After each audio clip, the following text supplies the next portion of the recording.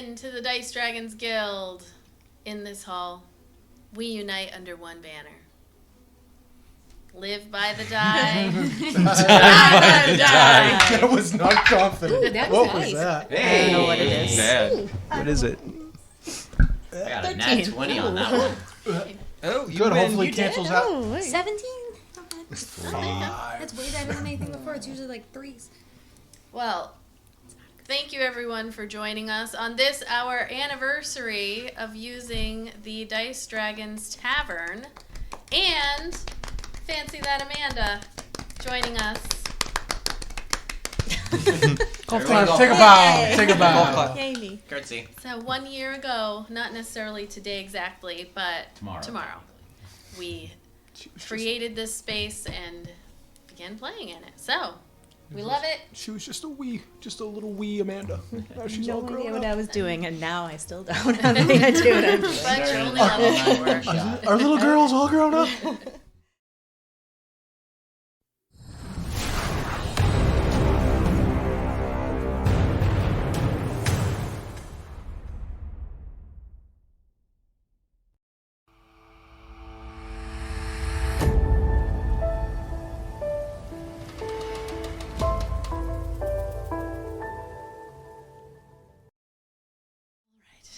A recap, shall we? When last we met, our adventurers were traipsing about in the city of Mosswick, the only city on the once peaceful island of Yamari. This port town is also the longtime home of Ayla and short-time home of Iolite, who discovered, as part of your investigations into the underlying cause of the disappearance of the Guardians of the Isle, that there may be a family link to the abductors. Seeking out more information, a trip to the library was followed by a stopover at the Painted Wardrobe in the Arts District to see the proprietor and fashion guru, Enrique Brushstroke. Upon arrival, you were greeted by the fantastical colors and patterns of living murals painted with care by Alara Brushstroke, using enchanted pigments that allowed her sightless eyes to see her creations. Eldon was surprised to see the largest mountain range in his homeland perfectly depicted up on the stone wall, with an extra detail of a dragon and its rider perched on one of these summits. While Kai and others found new clothing, Ayla was taken aside by Enrique, who seemed to believe that the group was sent by Melpomene, the owner of the Starlight Concert Hall and Ayla's employer and mentor, to send some kind of message about Steph not being delivered on time. He requested that Ayla pass along to Melpomene that she please supply the enchanted pigments to him so Alara could continue to paint.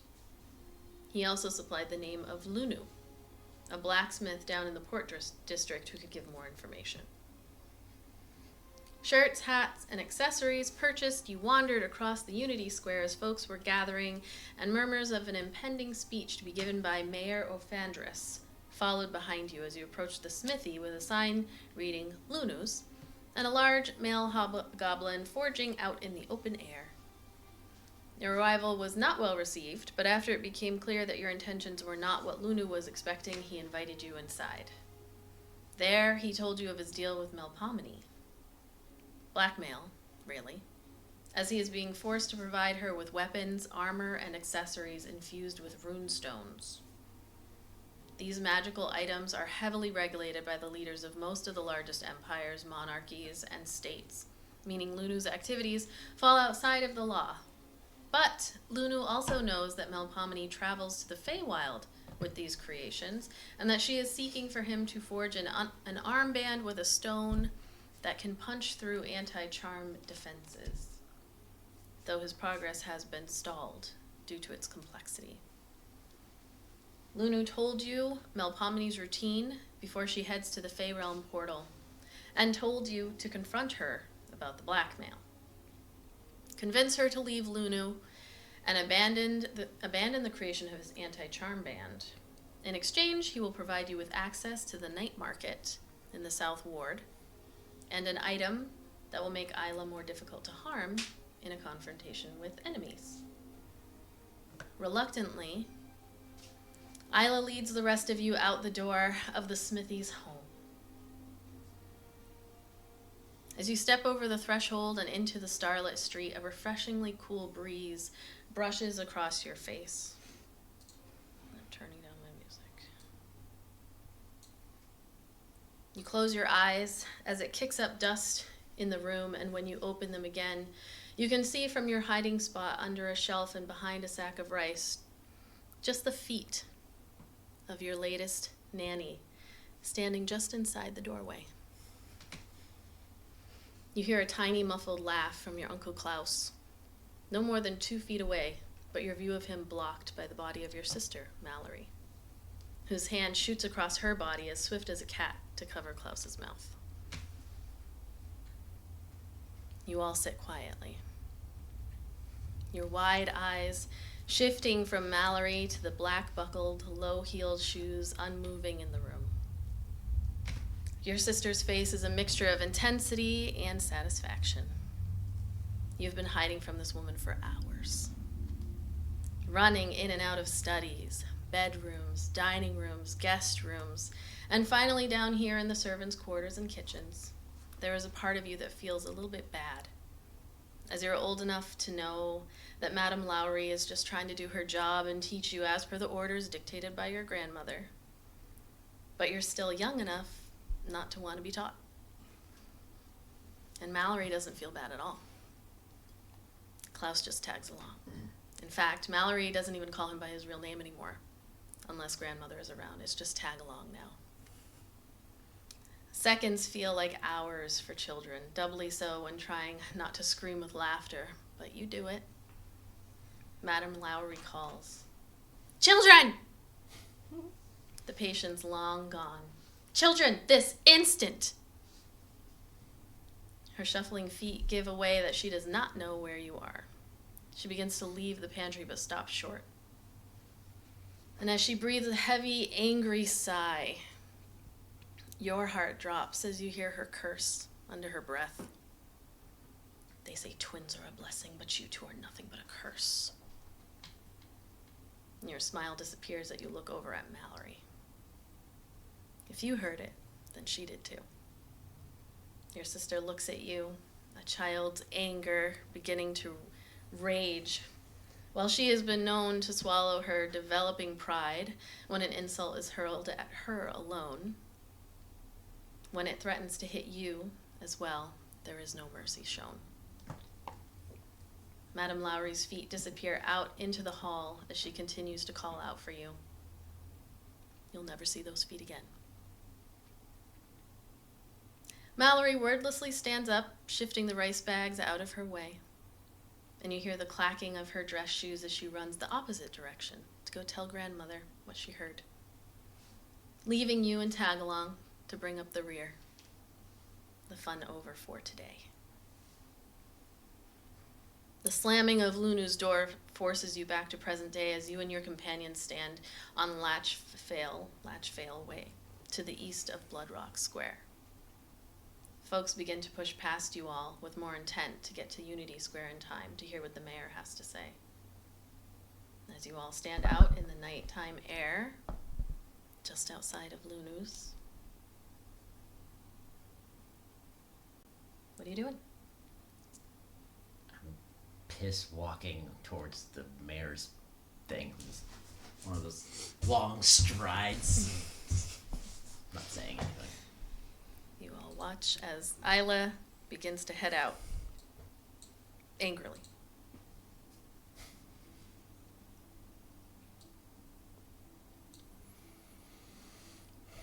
Well,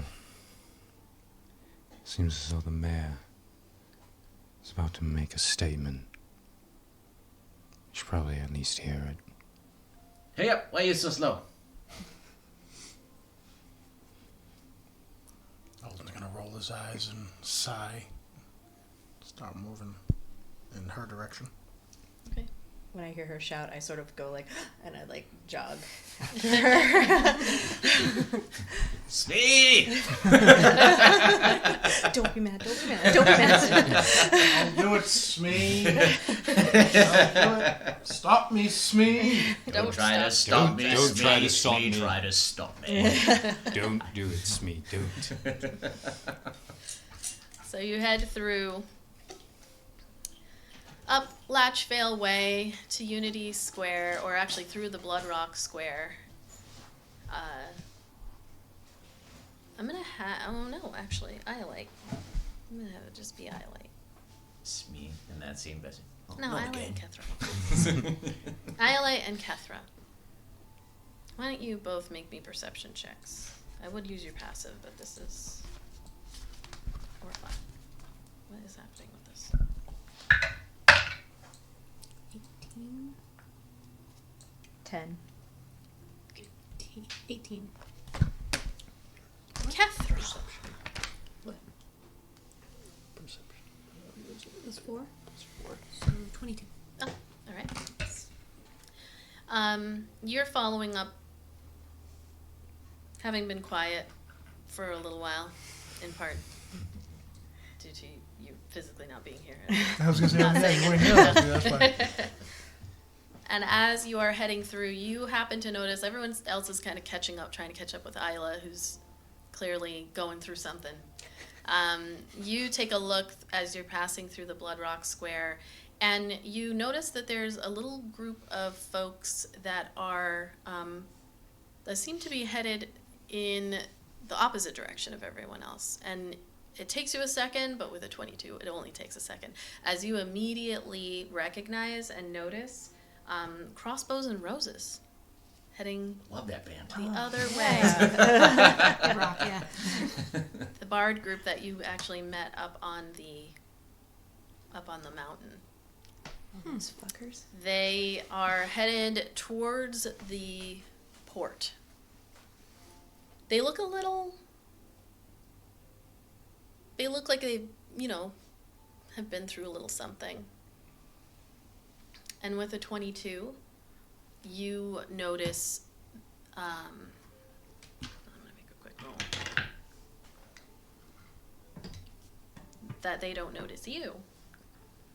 But you do see on the wrist of Astinus, the I believe he was either a human or the only male in the group, like male presenting in the group. He has a bracer around his wrist that looks really familiar. And as they kind of pass out of sight and you are continuing to go towards where the mayor's speech is going to be taking place, it clicks. That was Kalen's.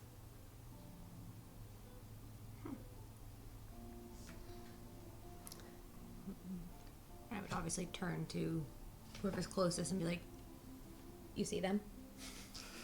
You can just barely see them going across now the Bloodrock Square and heading.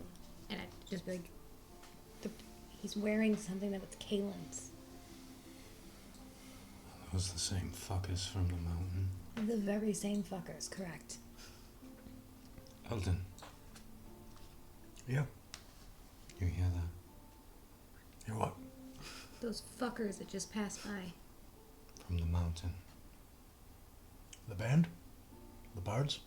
One of them's wearing Kalen's brace. They didn't look like they were doing so. They didn't look like they had such a good day. We're gonna put it that way. Eldon's gonna use minor illusion. He's gonna relay that to them. Okay. So you're up ahead with Iolite and you hear in your ear that the bards have passed. The bards, the thieves from the mountains. They have something of Kalen's. Just turn around. Do I see them? I would say at this point, with you continuing to walk and like you're going in opposite directions, they've disappeared down one of the main roads to head towards the port, especially as people are like now starting to run and you can hear people murmuring about it's about to start. How far can you be separated from Theatrix? As far as needed. Perhaps you send him to tell them. The mayor might have information we might need to hear. I'm sure we can get a transcript of the speech of some sort. We can ask around. We might not have another chance to see these. I still say, send their tricks ahead of us, and he can relay as we follow, and not be directly seen. Eldon's just going to turn and start following in the direction of where the bards went. Okay.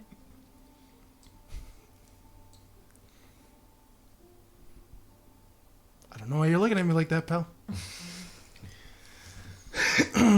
Nah, You all don't have to stay together. It's totally up I to was you. gonna say, you can listen to I'll the go speech. with you, Eldon. Right? Guys with the other humans. Ooh, I don't like how you said that. A little fucking spice on it, pal. Ouch. Maybe we should listen to the speech. Yeah, it won't go far. I suppose if there's trouble, we will have to bail them out. We'll be back.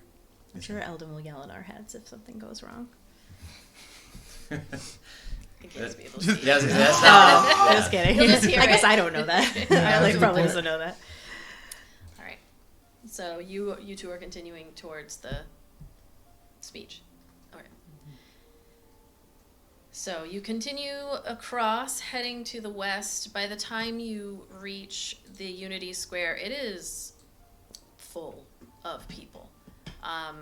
There are lots of folks that you recognize, the two of you, and then a lot of strangers. This has caught the attention of both citizens and folks who are guests to the island as well.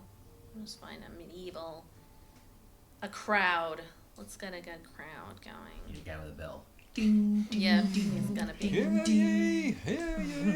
I just hear the voice of the guy from from Kingerton's Fair who does that, the town crier. So you can see as you approach the square, right where the stage is, again, a sea of people between you and the stage, but you see several people in military garb, along with an individual that you know to be basically the secretary for the mayor. Make a history check to see if you can remember her name.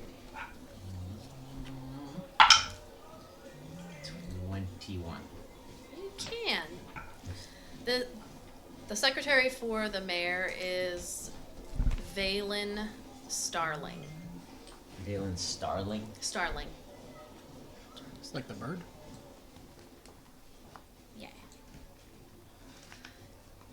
Let me just turn down my sound. Oh, that was very high. Valen Starling is a half-elf. Let me turn this all the way down. On an text message chain blowing me up. I do wish I wrote later, but goddamn, you write like a serial killer. You write so tiny. It might as well be in code. Yeah. Tinier than this. Close. Close. But would you be writing that tiny if you had this much space? Yeah. I mean, I write the size of this stuff that's printed out. It looks messy because I am like doubling my normal writing size. As you say, I've seen you write. It's like you need one of those jewelers, like A loop. things. Yeah. So Valen is a half-elf. She is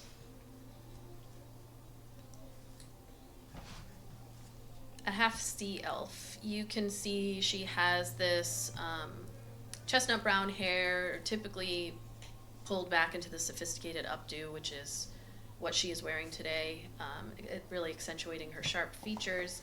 She wears elegant but practical attire, tailored blouses, and polished boots with smart skirts as well. And she is always standing nearby where the mayor is or will be. At the moment, the mayor is not up on the stage. However, you do see the leader of the Valiant, Torin Stoneforge. He's the also half human, half elf, but this was a different type of elf, definitely not a sea elf. Mike Ehrmantraut looking muffa, standing there in his military attire.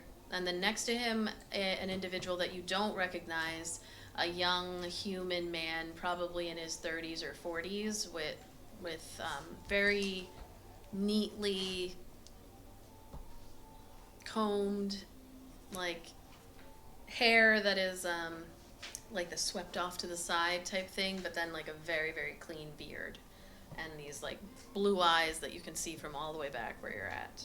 And they're just kind of standing chatting with Valen up on the stage as people begin to gather.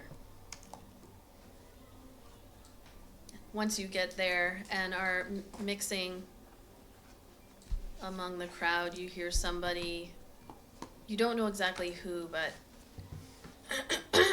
you hear somebody say, "Wonder what this fickle Feywit's gonna say now." You know that your mayor is a full elf, and there are complicated feelings about elves ever since I'm still hiding my they mass identity. left. Hood up, tail hidden, Okay. as much as I can hide that, I suppose. Wrap it around your leg. Thick tail. How do you tape that down?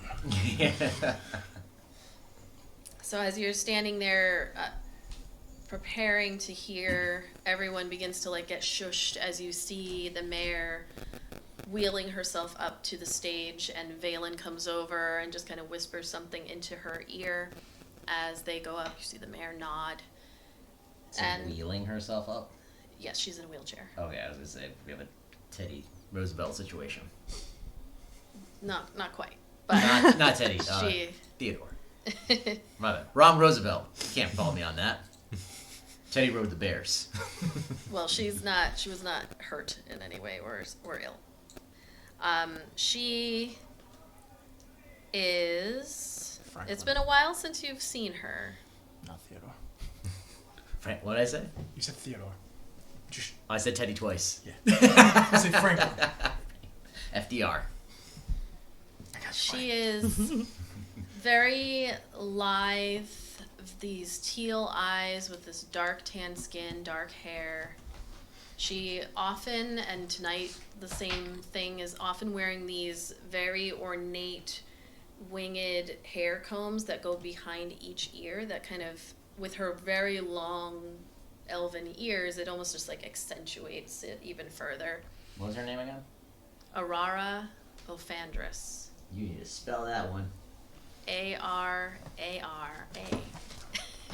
Like that part I would have guessed, but still misspelled. But it's the last name. Ofandrus. That's the sea elf. And Nope, she No, she's a is full- the mayor. Elf. Man. But that's who's in the, She's Wheelchair. in the wheelchair, yes. She has dark tan skin, dark hair.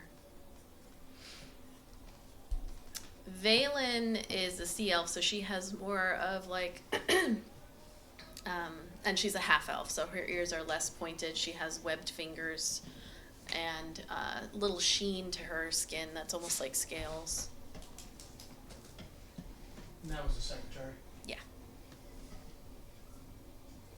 So as Mayor Ophandris gets up to the stage, there's like a hush that comes across the crowd, and most people respect it. There are some that do not, as is always the case. And the mayor smiles, this large, wide smile. You see Valen sets a very ornate stone in her hands. And when the mayor begins to speak, her voice is like amplified to the entire square. I need to find my fucking thing that I had up in front of me. Alright. And she begins. My esteemed citizens of Mosswick, today I stand before you with a heavy heart, yet filled with unwavering hope and gratitude. Our beloved island of Yamari, once a sanctuary of joy and safety, faces a new threat. Monsters roam our lands, casting shadows upon our cherished haven. But together we shall rise above this darkness. First and foremost, I extend my heartfelt gratitude to each and every one of you. You have shown immense strength and resilience in these trying times. Your unwavering spirit is a testament to the indomitable Yamari soul. I thank those who have already volunteered their time, tirelessly working to fortify our city walls. Your dedication does not go unnoticed. I implore all of you, my fellow citizens, to join this noble cause. Let us unite our efforts and stand strong as a community. Volunteer your time, lend your skills, and together we shall build additional walls to safeguard our home. Arm yourselves if you are able, for in our unity lies our strength. Take solace in the knowledge that we are not alone in this struggle. Our Emprex's valiant soldiers, so aptly named and led by the steadfast Commander Torin Stoneforge. She gestures to Torin, who changes no expression at all. In fact, when she says his name, he almost looks more tired and annoyed that he is there. Stand beside us, working tirelessly to ensure our safety. The Cassian Guard, our siblings from Cassia, lend their unwavering support in this fight against the encroaching darkness. Thank you, Commander Alistair Stormbringer. She gestures to the other guard, who nods and just looks out across the crowd, completely different from Torin, but acknowledging people, nodding to some folks in the crowd who go, "Yay!"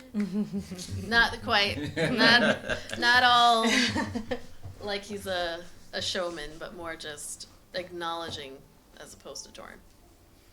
We are not alone, for we stand together, shoulder to shoulder. I extend my gratitude to the brave mercenary groups arriving via our port, who have fought valiantly to protect our people, saving lives and seeking the source of this disruption. We receive people coming from all over the island each day, seeking safety behind these walls, and tomorrow, midday, we expect another round of citizens and visitors from Balsted. To those who are willing to lend their strength and expertise, I implore you to come forth. Visit the temporary office tent situated just inside the citadel walls, between mid-morning and mid-afternoon, when our gates are open. Your aid is crucial, and we welcome your resolve. Furthermore, in light of the pressing need to ensure the safety of our inner city, I am proud to announce the formal establishment of a new guard force, known as the Impenetrable Peace. While they have been slowly forming for quite some time, their numbers have been quite small, as the Valiant and Cassian Guard handled most dealings in the city. The Impenetrable Peace will formally take on the responsibility of maintaining law and order within our city, while our brave and formidable military focuses on protecting us from the encroaching monster threat. If you possess the courage, skill, and dedication to serve your fellow citizens, I urge you to inquire at the tent mentioned earlier. And we thank you, Valor, for your dedication.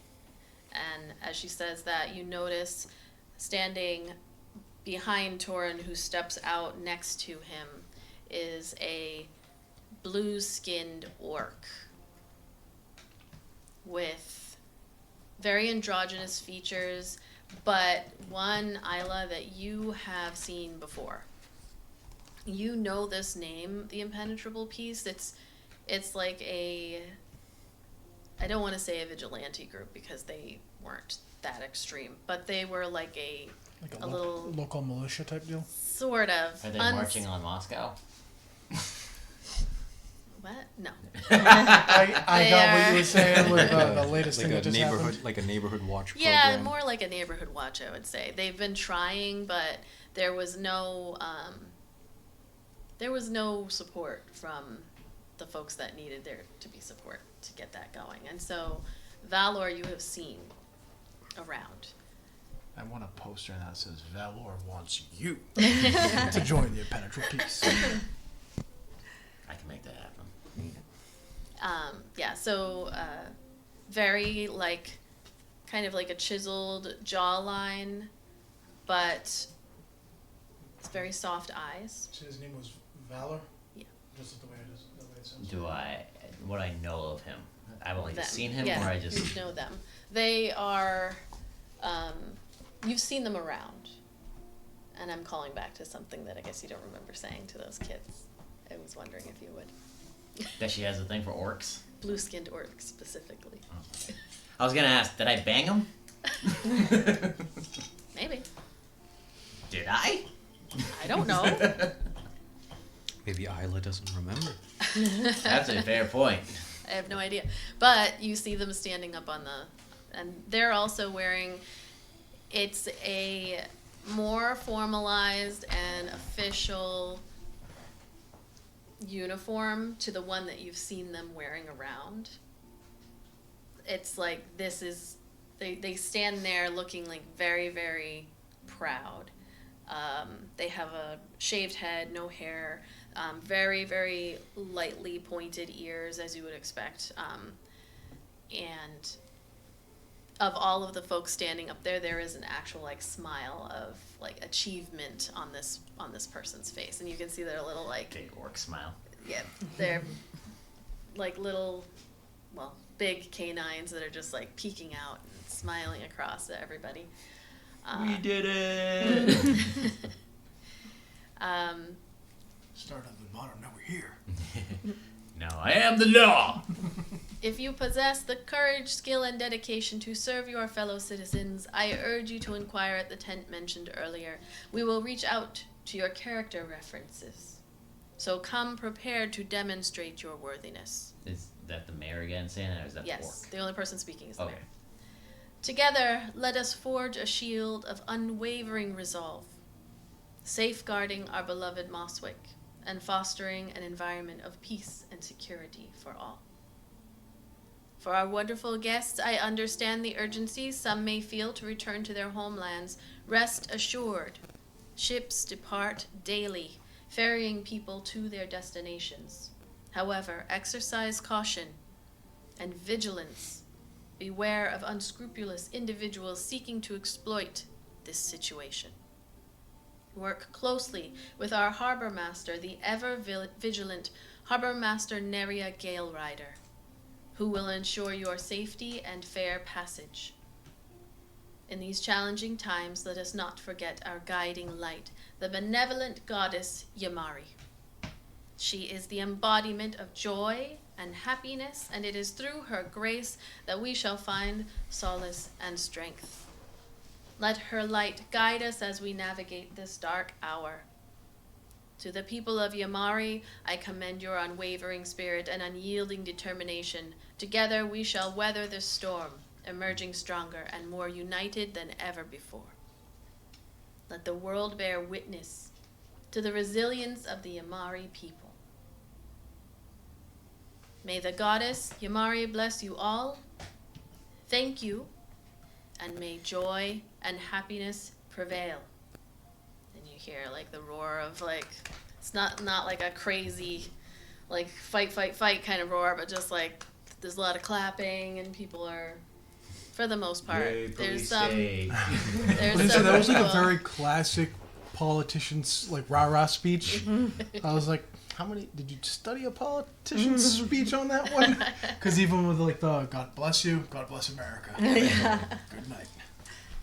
You see the Valor is like waving to people and like points down to, there's a couple of other Impenetrable Peace folks in the crowd that are like, yeah, like it's, you know, it's happening. We They did it. have a uniform, you said. They have a uniform, yeah. And then Torin is like first off the stage. He looks so annoyed to be there in the first place, so he just steps off and heads back towards the citadel. Meanwhile, Valen heads over, standing next to the mayor, and just like, you know, that thing that they always have something to say. So she's whispering into the mayor's ear, and the mayor's just nodding as she wheels herself down off of the stage.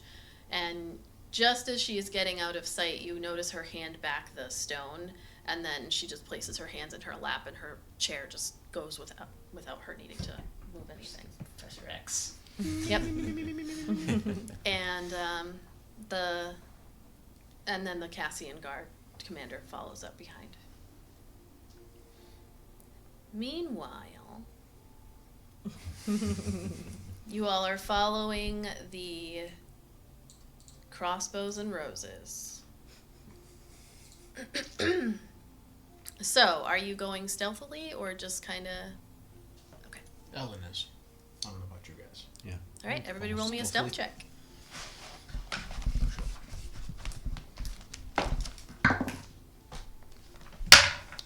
Say that looks cocked to you, right? That's It's like cocked. right on the side. 14 to 16. 23. Dirty 20. All right. So, with all the people, several of them still passing through the streets to try to get over, you begin to just like start to hear the loud crowd is beginning to like hush as you start heading in the opposite direction, and you can see people running past you.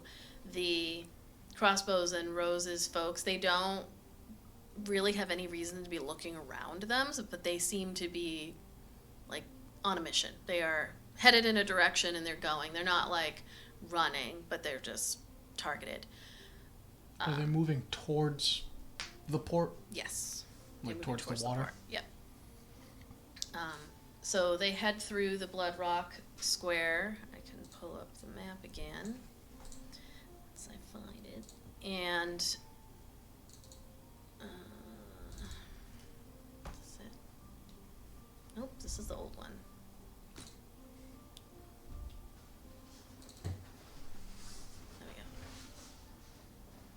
So they are heading across the Blood Rock towards the port. It doesn't take very long, is on the edge. And then once they get up to the water, they take a left to head towards where the boats actually are. So, And how far are we? Are we behind them? how far away do you want to be? I mean, You're leading. yeah, damn. I mean, he's gonna get within 30 feet. He's gonna Okay. get pretty close. Like 30 feet behind? Okay. So you can see them ahead of you. Again, they have they're not running from anybody. So they're just kind of walking through. There's what, 4 of them? 3. They aren't speaking to one another, but you can see that the leader, whose name was Hilda, she is, the dwarf is just kind of leading them up. She has her hood up. It's like this feather hood that's really made more for like cold weather, but she doesn't seem bothered by it. And they're heading up towards the docks. You do see that the majority, the suns have gone down, so the majority of ships are not leaving. But there does seem to be a few that are like still gathering stuff up and getting prepared, maybe to leave, you know, early in the morning or right away. So yeah, they continue going forward. I'll have you make one more stealth check as you're following behind them. I was gonna say, actually, could I duck down one of the alleys and dash so I'm in front, so I can like cut in front of them through an alley, so I'm Yeah, sure. in front? Yeah, still make a stealth check because we'll see if they kind of notice it being under. 12. Dirty 20. 14. Okay. No, 15. That's plus 6, not 5. All right. So you see Eldon duck into the alley. Are you communicating what you're doing, or are you just kind He'll of say it Okay. with minor illusion. All right. So you guys can rush up. You cut out in front of them, not enough to like call attention, but you see them heading up, and then they make a turn onto one of the piers that's going out. Oh, damn. I was hoping to, like, cut them off, you know? Shit, where'd they go? Oh, were you trying to cut them off and turn and look at them? Or- Yeah. Oh, okay. I thought you were gonna keep what walking if in they're front. following them, he's gonna duck Okay. behind, Basically, like we're gonna like run siege them. out Okay. an alley and, like... I wasn't sure if you were gonna So, try to front tail You know, if them. they do like the either recognize it and then go to turn around and then it's Yeah, just like us that two. too. Like that. It's pretty much exactly Okay, what so I was you're hoping splitting, so you go up Yeah. and you two stay behind. That's why I said All right, dash so to try to get, like... they don't turn if you're confronting them right there. So you'd come out of the alley, and in the moment, Hilda just goes, "Excuse me," and goes to keep pushing past Yeah, you. Eldon's gonna stop him. You see her; she looks up at you, and it takes a second. Make an insight check. It's 19 plus 1, dirty 20. Okay. So it takes a second. You notice on her face there's a, who the fuck? Oh, I know who this is. And then she like drops it. Like, I'm sorry, who are you? Can I help you? Was she the one wearing the... No, it's two people back from her. The Astinus, the human guy with like the shaggy hair. The one who was like all about Ayla when you met them. Okay. He's gonna look, not even talk to Hilda. He's gonna look right over at that one. He looks really nervous. He looked really nervous when you all saw him up on the mountain. The last time I saw that... Is it a gauntlet? It's just a leather bracer. The last time I saw that bracer, it was on the arm of my friend, Kaelin.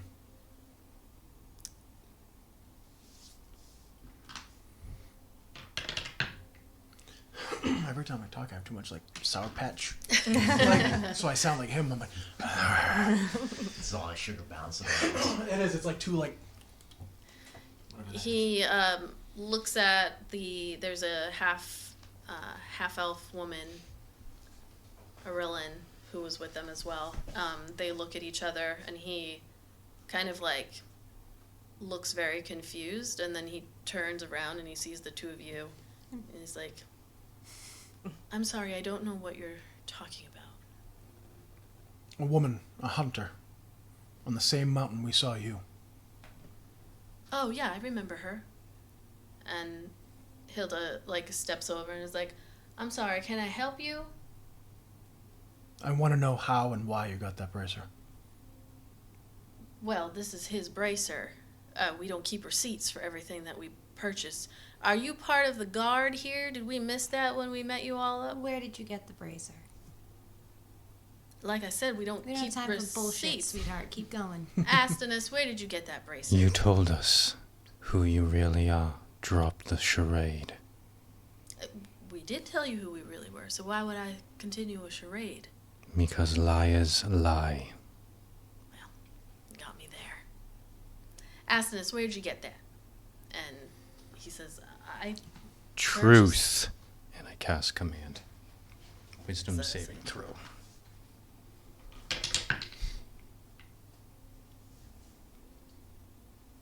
What is the DC? I believe it's 13. 13. He looks at you and says, I purchased it at, probably one of the towns that we came from. I don't know what you're talking about. I remember that woman. And she was alive. And Yeah, you- she was alive. Insight check. Can make an insight check. Actually, you know what? I'm going to use my nat 20 for a total of 21. Oh, okay. You looking at his face, he looks like he's telling the truth. Like, you're saying she was alive? Yeah, she was alive. But what state? That's not answered in the... Yeah, she was alive. Last time we saw her was with you.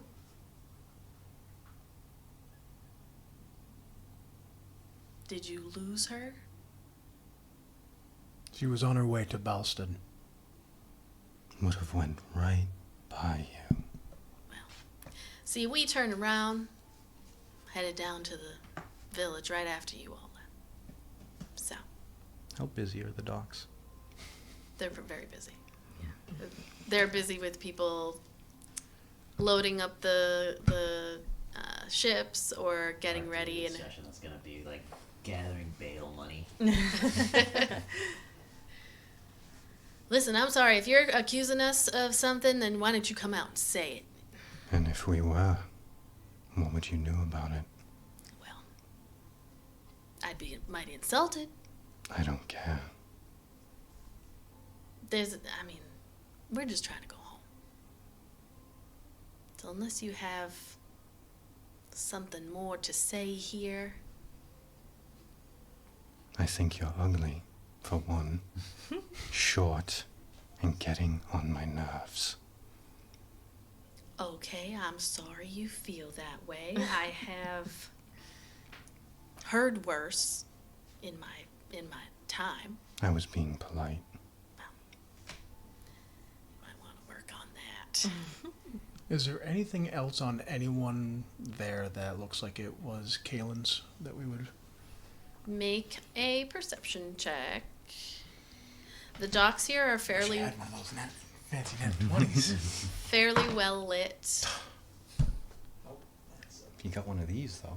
You do have one of those. You know An what, because we don't know, inspired dash. because I have no idea and I always forget to use it, I'm going to use that. Okay, roll again. Yeah, I was going to say, Eldon's just mad. Okay. This is 39, folks. Well, because then I heard a noise, I didn't know, like, your hip Oh no, just that snapped. was the chair. Oh. Oh my god. Is that worse? No, it's two better, but not great, because it's a 5, what was it, a perception? 5 plus 3. Or 8. That's not good. Yeah, it's warm, and they are wearing like cloaks and whatnot, covering most of them. Like Astinus is just, he's only wearing the one bracer, and it's just out as he's walking. He has a way of walking, we'll say that. He goes like, and his arm is out, and that's how you saw it. He's got a sachet.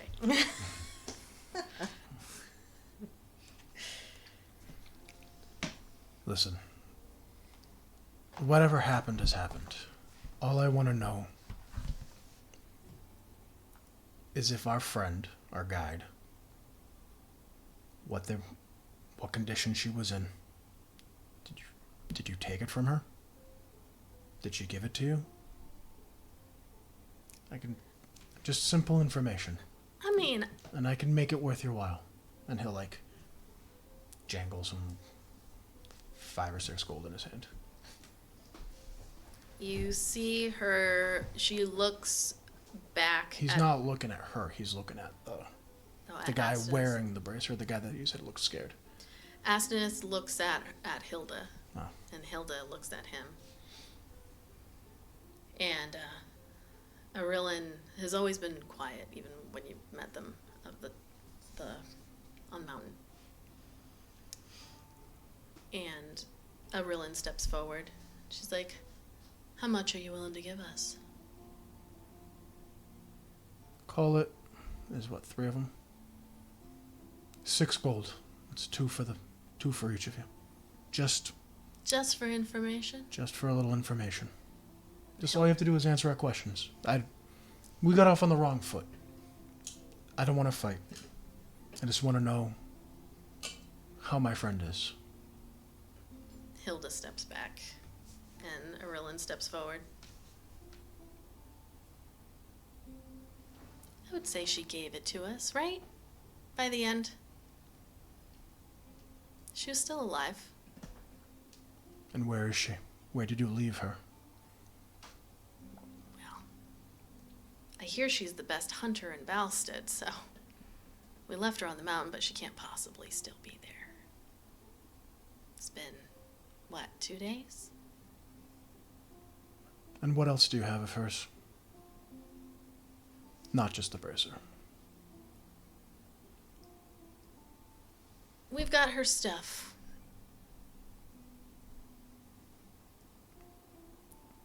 I'm trying to remember if she had anything else that like was important to her. Shit. She didn't really. I Her a necklace or something. I couldn't remember. No, she never shared anything like that with you. How badly did you hurt her? And be honest. You see, Arilyn looks past you for a second, and you can see like some of the guards are walking around in the port. We'll say one like passes by. She just smiles as they go. They just take a look at you all and then just keep walking.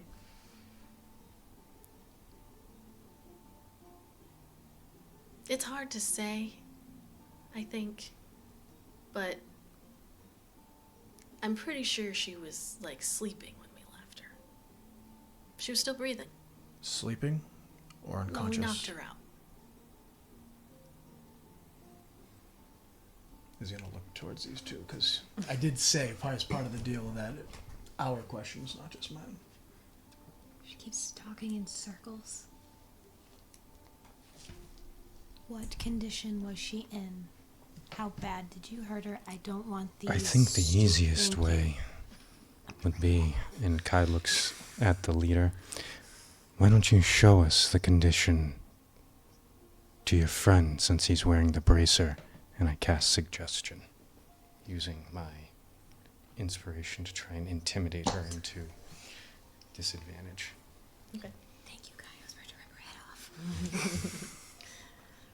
head off. Which one are you talking to? So I'm talking to the Arilyn. dwarf leader to show me So, on the one with the bracer. as you've watched this, you actually get the impression that Arilyn is the leader. Arilyn is the leader, so I... Hilda's had been doing all the talking before, but Arilyn just stepped forward and... Is that who you're going for? So basically I want one of them to beat down the one with the bracer to show us the condition that Callie was in. Will suggestion allow her to hurt someone that she doesn't want to... Her friend? I believe... The thing it is, you can't hurt yourself. I'm pretty sure you just can't hurt yourself. Like, put yourself in danger. You can't, like, willingly, like, tell him, walk off that cliff there. Right. So she got an 8.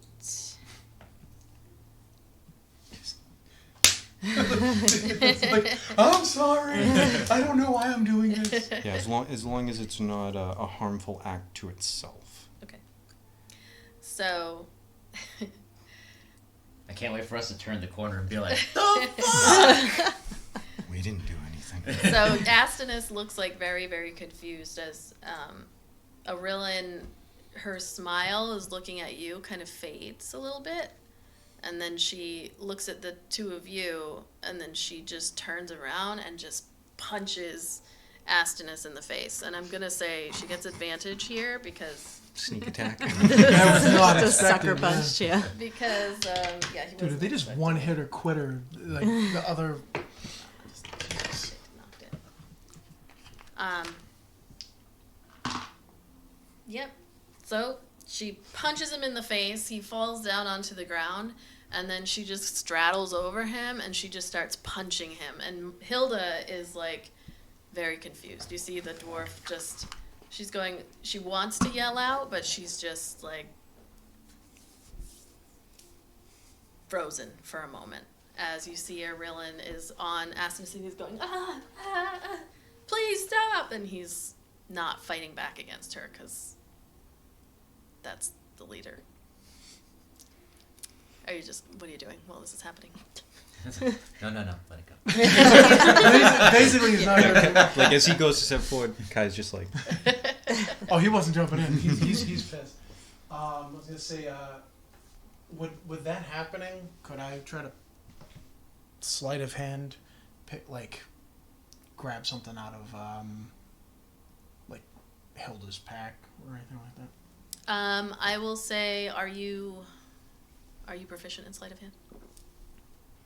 I am not. I was hoping because something that crazy was happening that. I will let you do it. It's gonna be a straight roll, and I'm gonna roll to see if she notices you. I was really hoping I wasn't gonna do it unless it was gonna be like something that I would have advantage on just because of all that. But She's I can if I want. No risk, no gain. yeah. I was gonna say I said it. So yeah, at well, this I mean, you point- don't have to. You can go to do it and then stop, but you're not proficient in sleight of hand, so I would say like Yeah, it's funny. It's because of my dex. I have a +4, so Right. let's go for it. Yeah. Right. Oh, it's an 11 plus 4. 15. 11 plus 2. So you did it. You're just grabbing like anything that's in there. Because, I mean, you wouldn't really be able to search while she's It's not like Skyrim where you can like Right. grab all the things and click it into your inventory. Just put the, I want this put the chunk basket of over their head. I want this chunk of bread. I want this cheese wheel. Give me your pants. How about this? Let's do. You can roll a d20. Oh, I could use the big one. Use the great eye. 4.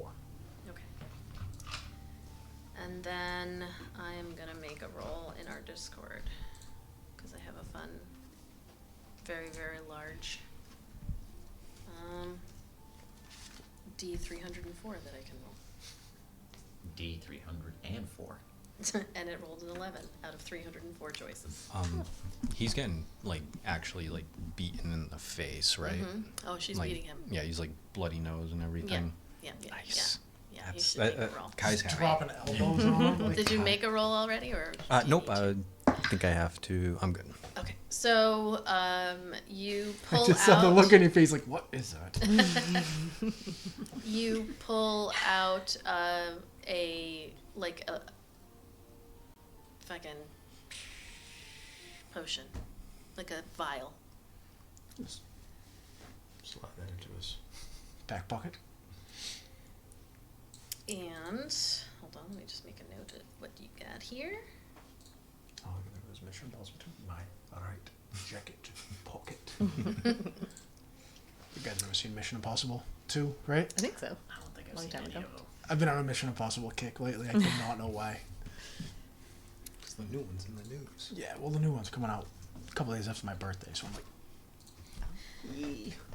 So Hilda, in that moment, just starts going like, Aurelian, stop!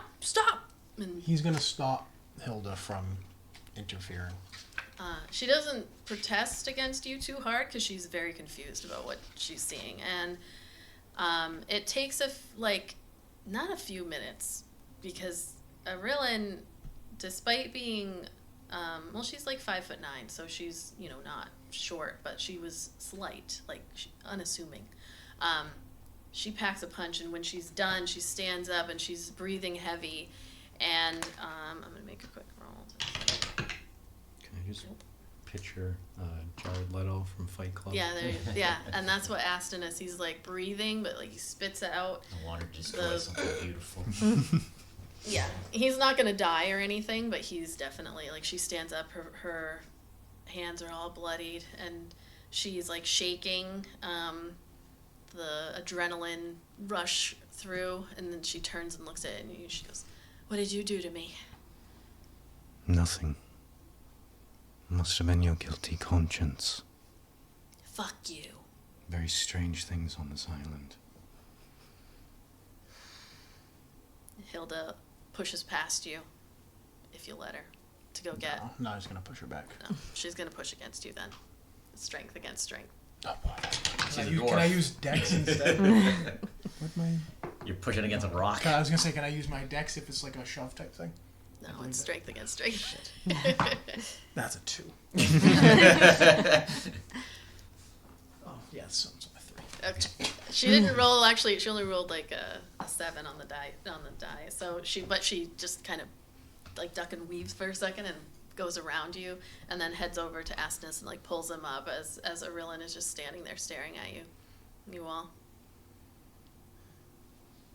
Just be happy we didn't take your things. You owe me 6 gold. Eldon's gonna reach into his pouch and pull out 6 gold. and then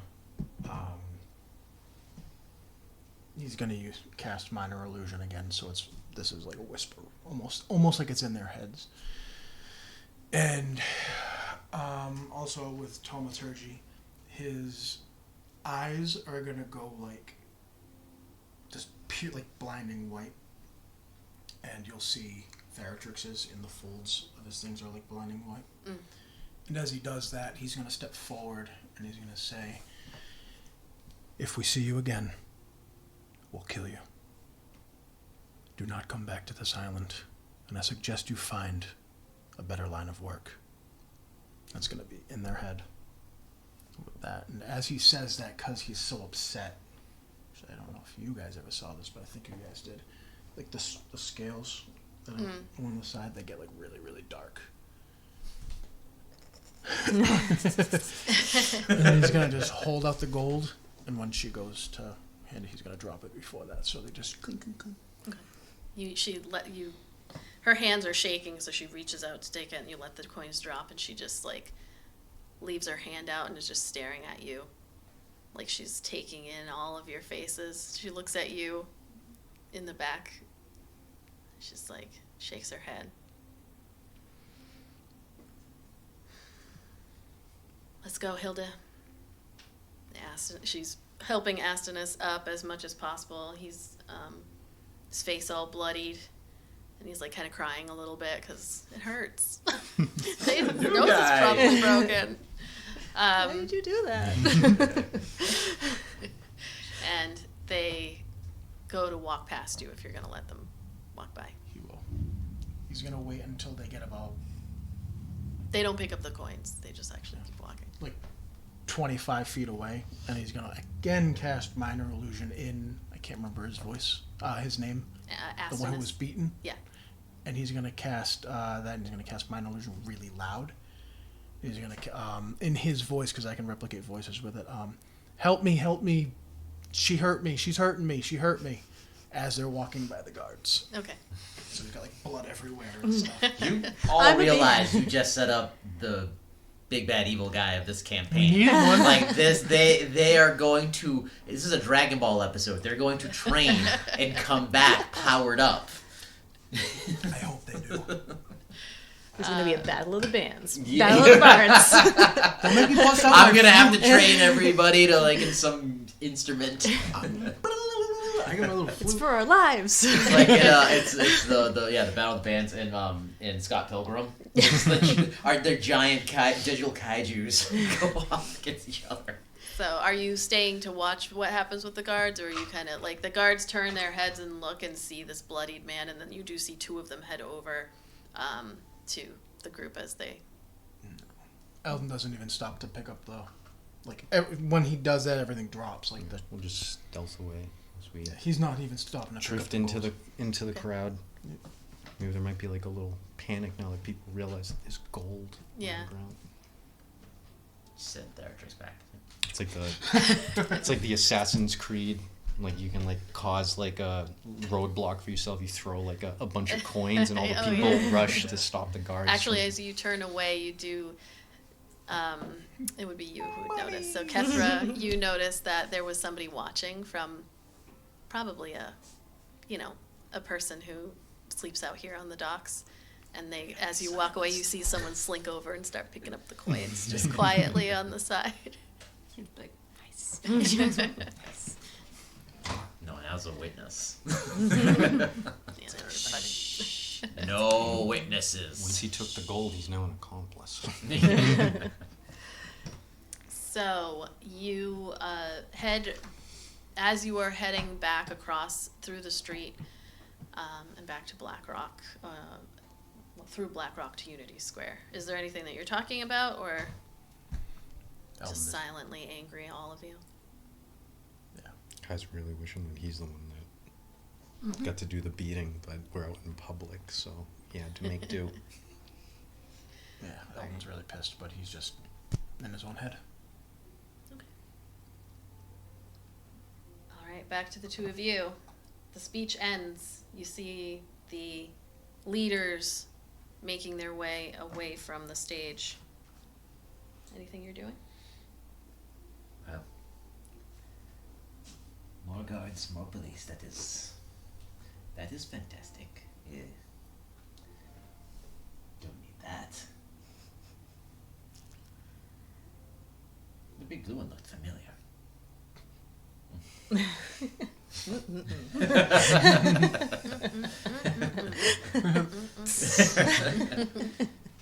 You haven't seen her with anybody, but it's been nice that she hasn't come home. Yeah. All right. Yeah. She's also flirted with women. Nice. She's very David Bowie. All blue orcs, though. Blue orcs, she has a type. Not all. Yeah, I don't know how much help they're going to be. What do I know about the Ministry of Peace or whatever the hell they are? Impenetrable. Nice. Nice The reference. Impenetrable Peace. They are a local attempt. Basically, Neighborhood Watch is the best modern day. But are they kind of like reputable, or are they like the Proud Boys? No, they're not. No. Oh, yeah. You know, like They're not. They're not an There's- extremist group. They are not an extremist Okay. group as far as you know. okay, There's nothing that was my suggest- question. Is like, all right, Neighborhood No, Watch this is that the just kind of Amari got a little Island. more legitimized, Seems- or are they like, Seems as though they actually Yeah. mean to do good. okay, Yeah, yeah. this is Yamari still. It's like, did someone deputize the Proud Boys? Still Yamari. This is Scar making the hyenas. Yes, exactly. guards. There So I'm is- not worried about. There per is se. nothing homogenous about Mosswick. Like, there's nothing that. I mean, you can always find something, of course. That's what humans are very good at. But there is nothing homogenous about this city, meaning it. Yeah, you can band some folks together, but they're going to be a small band because there's just too much diversity here. So if there's anything untoward going on or any kind of hate, it's going to be more complicated than just like we don't like this specific group of people and all, you know. So who knows? As far as you can tell, the Impenetrable Peace has been trying to be a police force. They have said, like, you've seen some flyers around where they tried to get people to join, and basically their argument was, why is the military telling us what to do? These are people who are getting their orders from so many thousands of miles away, and they don't know what's going on here. Like, we should have our own. It doesn't need to be this intense. Why do we have a commander? Like, that's what their whole argument is that it should be local community law enforcement, and that's what they hope to achieve. So this is a big step for the Impenetrable Peace. And they didn't have to throw any tea into the harbor to achieve Right. this. So it's this moment of the military needs to focus on the combination of, okay, monsters, where are the monsters coming from? Yes, there are mercenary groups, as mentioned in her speech, that are coming and helping. So They're helping the military, the mercenary groups. They're coming and helping. They're mercenary groups, whoever's going to pay them. But they do need something to be more local. Because while craziness is going on over here, the little things could get lost. Like people beating each other up on the Like a beating on the docks. Yeah. So I didn't have anything to do with that. so that's what they've None been of arguing us for. beat anyone on the docks. No blood on my hands. I mean, we were just watching a fight. I Right. mean, what else are you supposed to do? You watch it. Right. They as safe as Yamari has been from a monster standpoint, there are still humanoids that come here and do humanoid shit. So there is still stuff that happens here. It's not 100% safe. I can suppose in that regard then, like, police are okay. It depends on how you feel about the pow-pows. But But the mercenary groups, yeah. that's disconcerting. They mention nothing Balstead, though. Other than people coming, so I suppose that is a good sign. Hopefully they'll get more help. Well, why do I get the feeling that we are going to be volunteered into joining something or doing something? I just get this. It's in the back of my head. Yeah? Well, how do you feel about that? I don't like it. You don't want to be an impenetrable peace master? Peace Master. I don't think so. I don't know anything at the moment. We should probably go and find out where they went and what they did. I hope no one got beat up. I'm sure nothing serious happened. I'm sure those 3 kids did not get in any trouble. So, are you gonna wait there for them, or eventually you guys will I would meet walk back in the direction that Okay. they were going, All right. presuming that they would return in the same direction. Yeah. So you all meet up, we'll say, on the north end of the Blood Rock, like right about there, where the split is, and When did you find them, and what happened? Did you said they had Kaylin's clothing. Doesn't look as though Kaylin made it off the mountain. Do we know where on the mountain she is? No. Well, how about we turn around and go find out? Let's just say they're not much talkers. Well, clearly you've got no information on where she is. No, not where she is, but what happened. And so shall we head back to the mountain? They beat her within an inch of her life over 2 days ago. There's nothing we can do now. I mean, she is quite capable. Perhaps she could still be up there. We barely made it up there, all 6 of us, at full strength. Better luck trying to believe in fairy tales. Did you get the retribution? Of a kind. Just look over at Kai. I didn't do anything. So you let them walk without doing anything? They did something. I'm very confused. One of them has a broken jaw. Oh, Or worse. but you did not do it. No, We did not lay a hand on them. Okay. Well, as long as pain was inflicted, I suppose. I don't know. Perhaps we can send word for someone to go look for her, at the very least. She was very helpful to us. she's a survivor. If anyone on this island is going to survive being up on that mountain, even hurt, That is what I said. it'll be her. But you're right. We should send word. Somebody to keep an eye out. What's the payphone situation here? Like, there's like orbs to communicate that cost a lot of money, right? so there are there's a courier service, the Courier's Haven of Mosswick, and it is nighttime, so they're not likely to be open. But there's different ways that you can send messages. It gets more expensive the more instant and magical you go. So there's sending, there is birds that you can send. You can send it by cart, so it all depends on how quickly you want to send. But it also is like 7, 8, 9 o'clock at night at this point.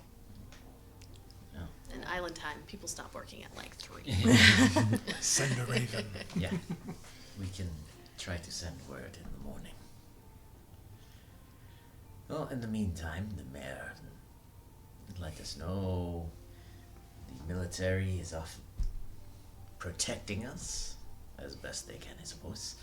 There is a new police force that is the impenetrable peace that is now going to be protecting the city, keeping the law, and looking for volunteers and mercenaries that are coming to help, which sounds like not a good idea to me. So Yamari Island's becoming just like everywhere else in the world. Is this how everywhere else in the world is like? Sellswords, politicians, monsters. What a horrible way to live. It's just the way it is. You've been lucky. I suppose so. Having more people around that know how to fight isn't a bad thing. We will see. You'll be thankful for them when those monsters come knocking on the gates. That leads us back to the monsters and everything that has been going on here. Oh.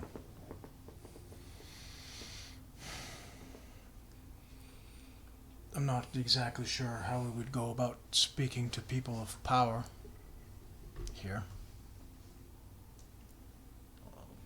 I mean, we'd What have exactly are we going to say to anyone in power? that there's a portal somewhere in the eastern sleeping wilds. And, I think that we will be believed. and how do we know that? We What? started talking about we spoke to a god. They're not just gonna not believe us, they'll probably lock us in a padded cell. For an island of people that claim to believe in a god, they don't really take that word very seriously, do they? No. Maybe they would believe us, or at least pretend to write it down and let us go. I don't know.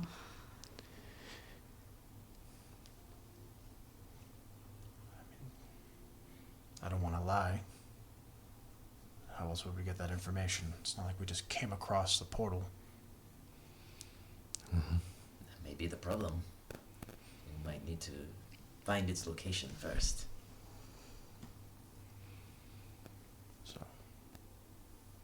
So, we have information. A portal bringing monsters onto this island. Nobody will believe us. So where the hell does that leave us? Just everybody. I think that means we're gonna have to try and figure it out. If we can find where it is and at least have a place to tell them it is, that might, yeah. If we could find one of those trails of rot, we have a 50-50 shot. Following it back to the source, maybe.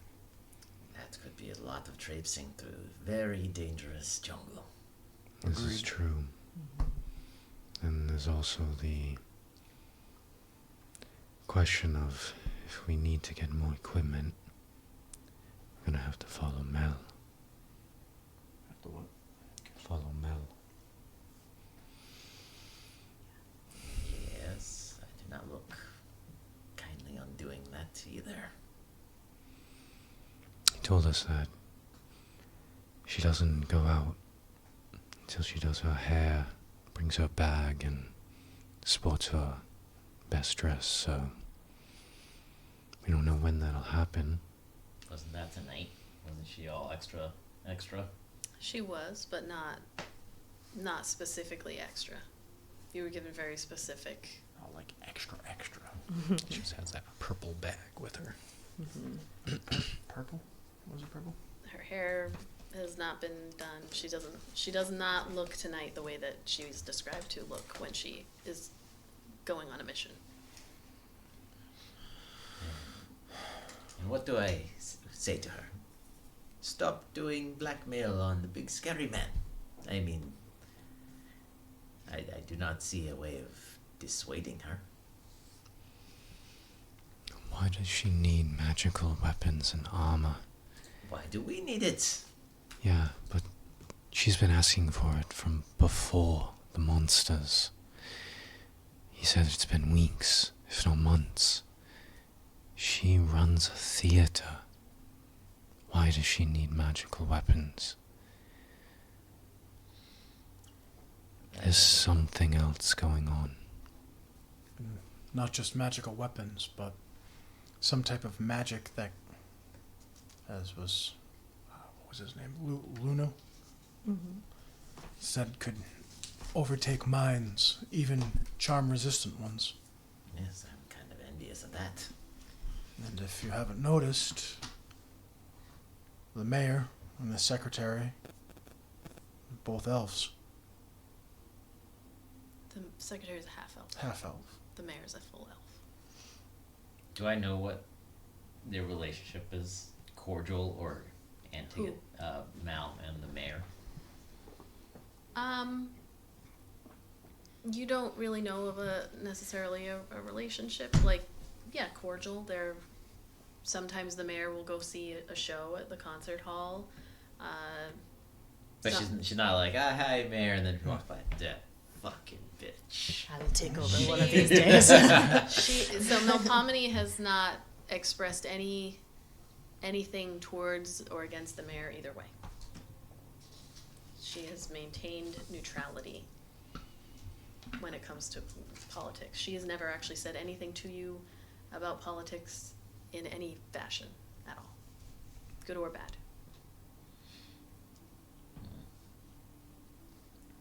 Yes, well, I suppose. Well, I do not know what to say here, but I suppose it doesn't hurt to see where she's going. I don't know when this will be. We might have to just hang around and wait. We do what we have to do. He did say that she likes to go early in the morning. Yes, that will be difficult. For you. Well, we have 2 friends that don't sleep. They do not sleep. No, Nyx dragon. and Nyx and Theratrix. Theratrix. Oh, yes, okay. I am pretty sure I had seen them sleep. Theratrix doesn't need to eat either, but still, it's for enjoyment purposes. If we are staying at the concert hall, Nyx and Theratrix can get into places that they're not supposed to and perhaps keep an eye. All of this does not feel right. Your adopted mother, guardian, She is like a mother, I would say, but having an artifact, You only have wanting one mother. wanting an artifact of such immense power doesn't sit well with me. yes, but you are not betraying the trust of someone that. But she is betraying the trust on everyone on this island, You don't know including that. you. It could be just a very pretty Ayla, stone. Ayla, use your head. What other purpose would she need that for? Or perhaps she has dealings on the other side that she needs that for. I can do this all day. You're a fool. Beautiful, but a fool. Thank you. It's only half a compliment. I take that good half. I know it's not hard to believe. I know it's so hard to believe that someone that you love does not have good intentions. Please, for everyone, look beyond what you believe of her. Everyone has polarity. They're good and they're bad. Look into that. Your love for her is stopping you from seeing the evil in front of you. The possible evil in front of you. For your own safety and for everyone around you, look past it. You could have just gone with that. I do not have such a way with words. I'm a bowman, not a talker.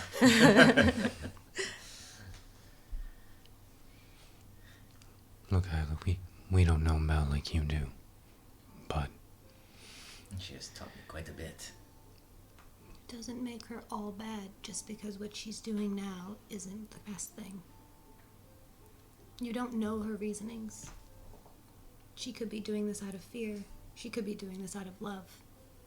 You never know another person's motives. but like the Smith said, we have to confront her in front of the portal. Yes. Well, very well. We will have our little lookouts, and I suppose we will do our best to follow her. I mean, if that large wolf could do it, we could certainly do it. Theratrix is like puff up, proud. It's like, I am a lookout. I can I do am this. protecting. You know, just that like looking up to the sky. Like, I don't know what that means, but it sounds good. I'm helping. And with that, we will take a break. Bum, bum, bum. And so we return back to the streets of Yamari, to the north of Black Blood Rock Square. I keep wanting to say Black Rock. That's from Game of Thrones, right? I don't know. Black Rock, one of the Black Rock, locations. one of the Is it from? giant It's companies that takes over everything. Is it in real from? Yeah, Black Rock. Yeah. Yeah, that's Black- I think it's Vanguard and Black Black Rock. Rock. Yeah, it is. It's a real company. I thought it was like where Stannis came. No, it's a Dragonstone. real. Dragon's It's a real. Den. Black Rock Holdings is a whole thing. So anyway, we left off. Stannis Baratheon. Quiet, they're listening. Sniped. On the evening of the 14th of Glee, you have all discussed your potential next steps following Melpomene, perhaps getting in your own way on whether or not people will believe you. What are you up to? Bed? Partying?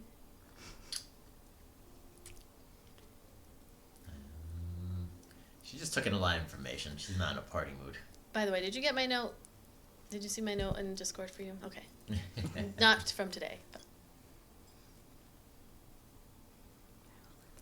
So what are you doing? What you doing? Iolite's going to bed. Eldon's not. He's still hyped up from watching Okay. well everything that just happened. Watching a beatdown. It's only like 10 p.m. ish, so Normally she would be out, but she's. I have to go. Rest my head. There's a lot going on. all right. Iolite and Ayla head back to the Starlight Concert Hall. It has been what's the word I'm looking for? Characteristically quiet at the Starlight Concert Hall over the past since you got back. Like typically there's a show every night. But you do see as you are entering that they are looking to start some things up again. You haven't been spoken to about being added back to the roster yet, but there will be shows starting tomorrow. It looks like Sigald is going to get his spotlight, a monologue that he's planning on performing. Like William Shatner. Yeah. Called Tales of Sigald. The most humble. The Sigald story. Yes, exactly. But you guys go in and go to bed. What are the rest of you doing? Kai's gonna kind of enjoy the city life kind of in the night. He hasn't been really. He's missing home a little bit. Okay. From the So loud he's city. gonna stand on top of a building, on the edge of a gargoyle with his coat flapping in the wind. Like perched next to one, like also looking like a gargoyle. Don't see him at first, and the lightning strikes and illuminates him. Like it's not even raining. What's Kethra doing? Sitting around thinking about which one she wants to do her feet on. Whose feet are you gonna put on? Yours! Which one are you putting your feet on? Did you go back? She's going to one of those Did you clubs. go back to the what? What did you say? If you want someone to put your feet on, I mean, it's one of those. Oh my god, Call yeah. my ottoman or something. Are you If they're willing. are you walking around with us, or did you go back to the concert? I'm going back with them. Ladies, Ladies' night. blouses. What a night. Game blouse. Right. Anyone willing? You head up into your room and Kethra looks to you both and says, anyone willing? Willing for what? Goddamn. Do you trust me? I don't know. Well, I won't It rip your head depends. off, obviously. Oh, okay, sure then. No, what are you talking I won't about? rip your head off. It's nothing mean. You sure? I promise. Is it? It's not scary or mean? I can't guarantee it won't be scary, but I know it's not mean. I suppose that it'll not be mean. I mean, if you are We may be interested. able to learn I something. mean, I'm curious. We may be able to learn something about yourself. Oh, well, Oh yeah, you go. I do not want to learn anything about myself. And I can do I have a lot I would like to know about myself, so, I mean, if it has to do with that. Okay. Wait, And I can do okay, this all right. unlimited. I can do this unlimited until I get it. It's gonna go up. So what did you just roll? 4. Okay. So that was a hell no on that. So- I need a 12, by the way. How are you? What are you doing? Just kind of just going like this. Because that's not creepy at all. Like I said, no I feel social like we skills. just busted None. out a Ouija board. Oh my god. She's got no social skills, so she's just staring at you, trying to make it work. So you you can try as many times as you like, but the DC goes up every time you fail. So you can keep going. Try it Your one new more time. DC should be a 14. 8. Wait, you're rolling a d12. Yeah. Oh. That's what No, it was. no, this one's a D20 when Oh, it's, even when better. it's consensual. So you can start. 10. Hold on, let me just double check real quick. Because that first roll doesn't count because she rolled. Yeah. No, the first two didn't count because she wasn't rolling the right die. She was not gonna. Yeah. She couldn't possibly beat the DC. I was doing that all the time, which is why I Is it a only different pulled- die if it's consensual? Like, It's a D20 if it's consensual. Oh, okay. That's why Yeah. I only pull the dice that I think It's I'm gonna need. Look to draw. Alright, let me just double check your feet to make sure that we've got the DC correct. So, it's a 14 now because you missed the.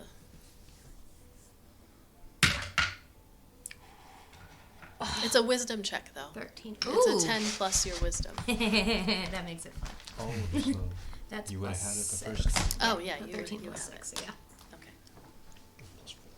Wisdom's plus 4. No, your spell attacks plus Oh, yeah, 6. plus Man, 6. this is- Plus 4. Sorry. You're so The first excited. time I You're so put it out- excited. You so just nervous. The first time. Excited. I did get it. You got Fuck yeah. As far as nothing, I don't know if it's not scary. I just know it's not bad. That's okay. That's your first time using that, so it's I know, I always was gonna try exciting. to do that. I'm like, is this how Kethra makes friends? Like it's Look into extremely your socially mind. awkward. Alright, I'm sending it to you in your Discord so that you can read it. So This as was a man from Nantucket. you sit at the a table in the room of just like a small table, I imagine it, with like 2 chairs on either side, and I'm on a big fluffy beanbag next to her. My tail is watching. my tail's Swishing wagging. And there's a moment where you feel like, should I be doing something? As Kethra's just staring at you, and you feel like you it takes like several seconds because you're under pressure and like it's new. This is new. It's all brand new, spanking new. And you've been trying so hard for Iolite. But now there's a willingness that makes it a lot easier. And as you peer forward into her eyes, you kind of get lost for a moment and the words just then start pouring out of you.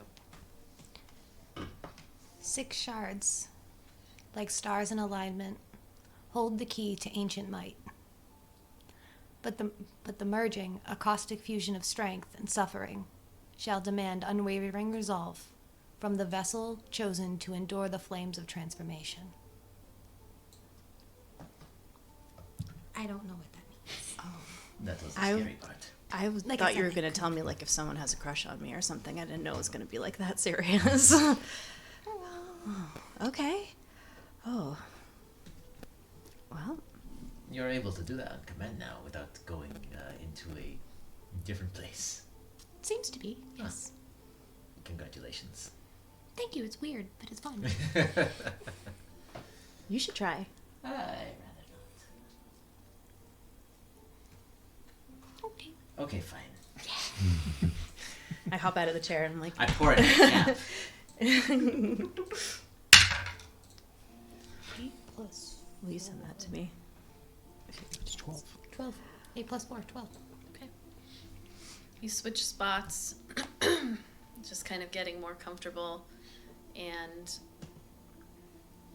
there's something about, like, again, that pressure and Ayla's like, she's willing, but she's she's not as open-minded, we'll say, as Iolite was, and so you're peering, and it's like Relax, Ayla. wavering. Let it happen. That is what the drink is for. Your vision kind of goes a little bit blurry, looking into the eyes, these yellow eyes of Ayla. Does it get misconstrued like Bruno's predictions? And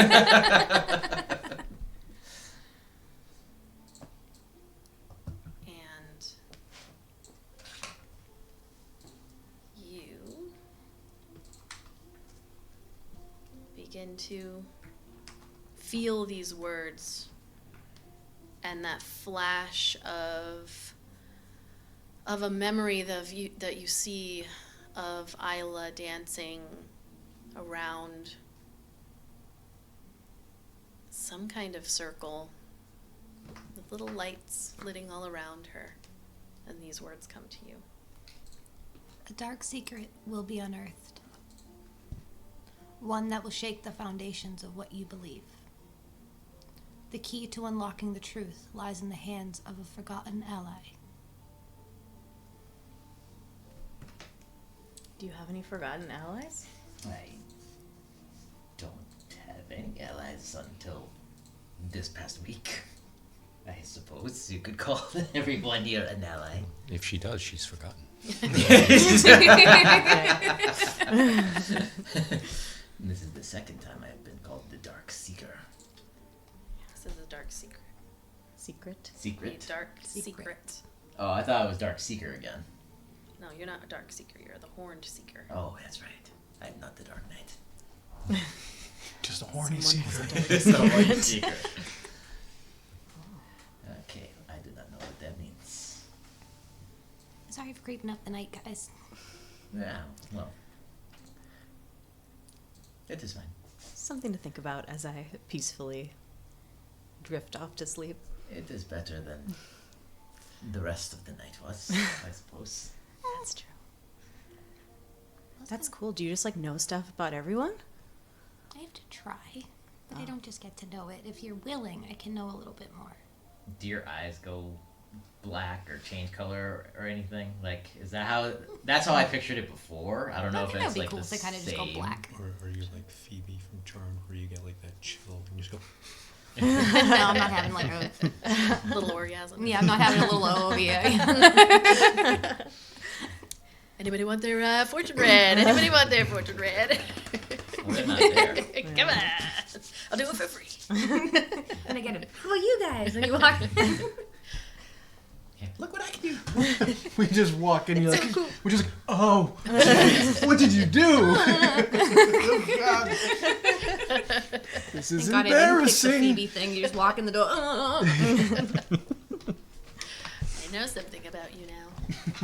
I know something you don't know. Are you all doing anything in the room before, or are you curling up for sleep? I'm curling up. Okay. Girls' night in. Mm-hmm. Have No, you... no pillow fights. No. Well, Braid each she's other's in, hair. She's in bed now, so now we're braiding our hair. I'm the one that falls asleep first, who just Yeah, way you- earlier than everybody else does.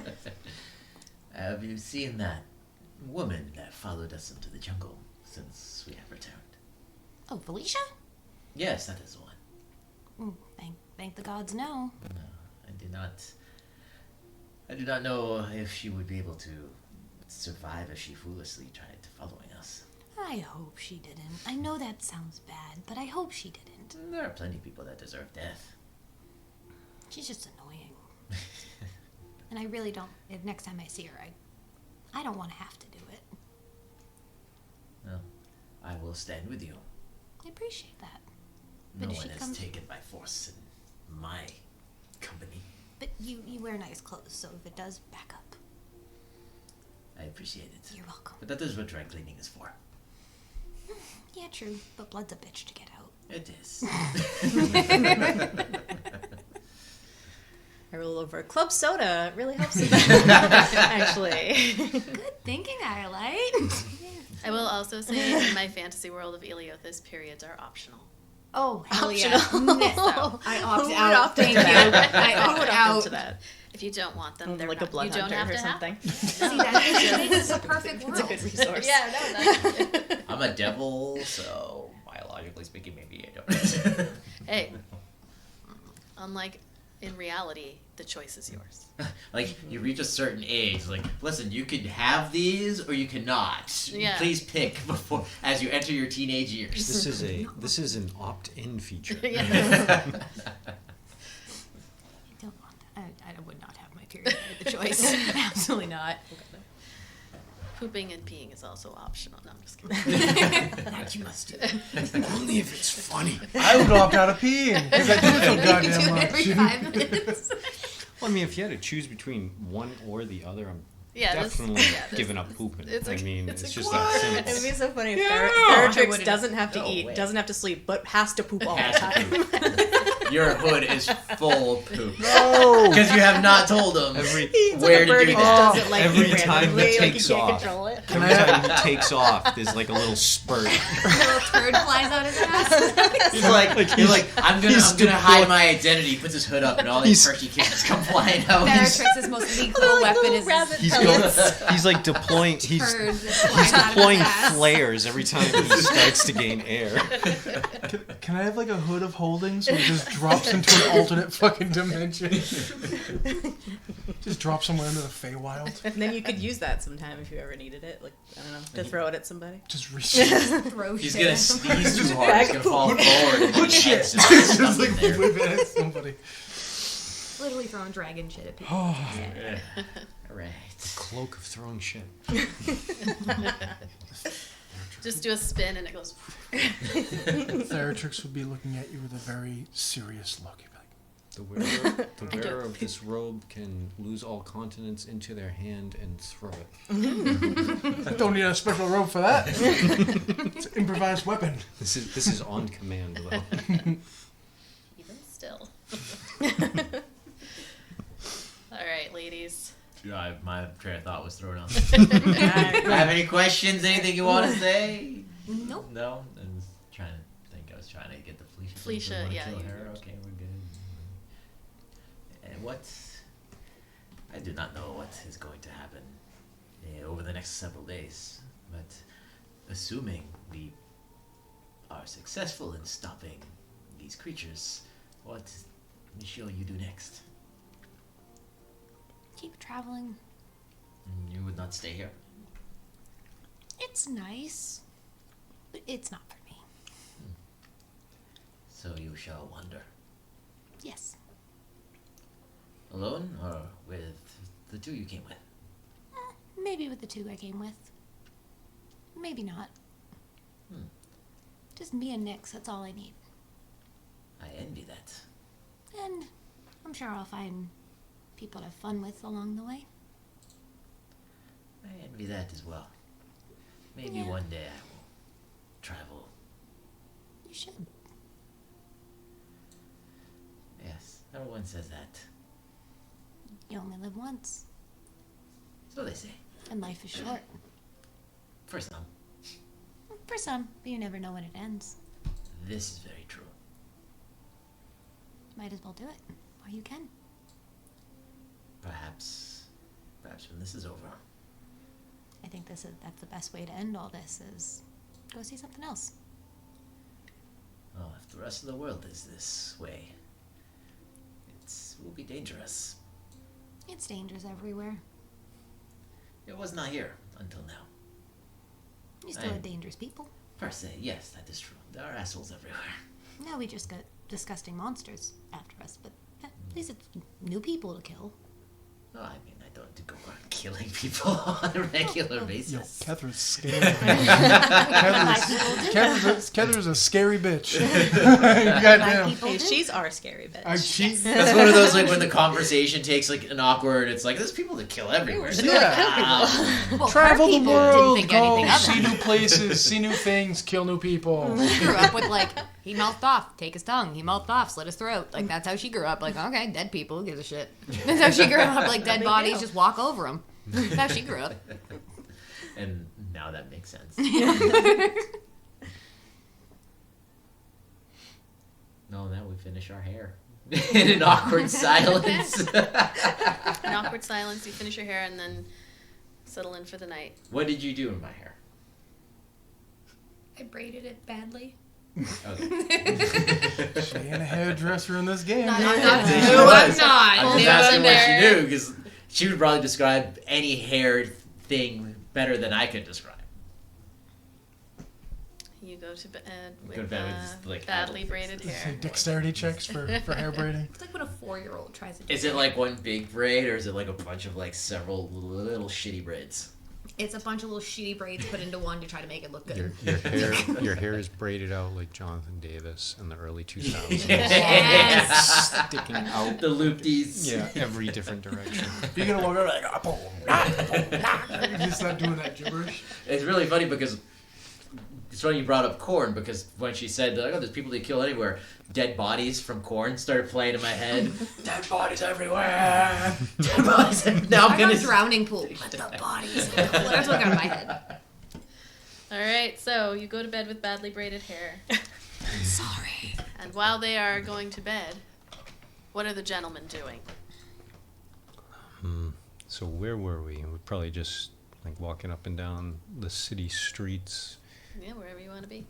Yeah, Kai misses home a little bit. He's used to the hearing sounds 24/7, so he's just kind of walking. I got sounds. What kind of sounds you need? I got sounds. Sounds for days. Some sounds for you. Got these sound burgers, man. Sorry, So- there you go. As they're walking around, Kai's gonna look up towards the moons, other So twin, tonight, other twins. on the 14th of Glee, where is my fucking session? There it is. The twins are, on this evening, Naclear is half moon. Iara is completely black, as is Chaos. And the twins are waxing gibbous. So you can see most of the blue side, and the purple side is kind of obscured. Mostly all blue. Mostly there. Kai's just gonna look at the moon, and then he'll look over to Eldon. You have family out there. Do I have family? Everyone has something like family. Most people. Which one? My birth family or the Keepers? Your blood. Yeah. Mother, father, brother, sister. You? Yes. Why didn't you go to them after you left the Keepers? I did.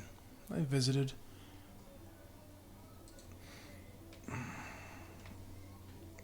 But when people look at you like you're different, because you are different, it's tough to take, especially from family. This is true. Yeah? You know what that's like? I have a sister. She's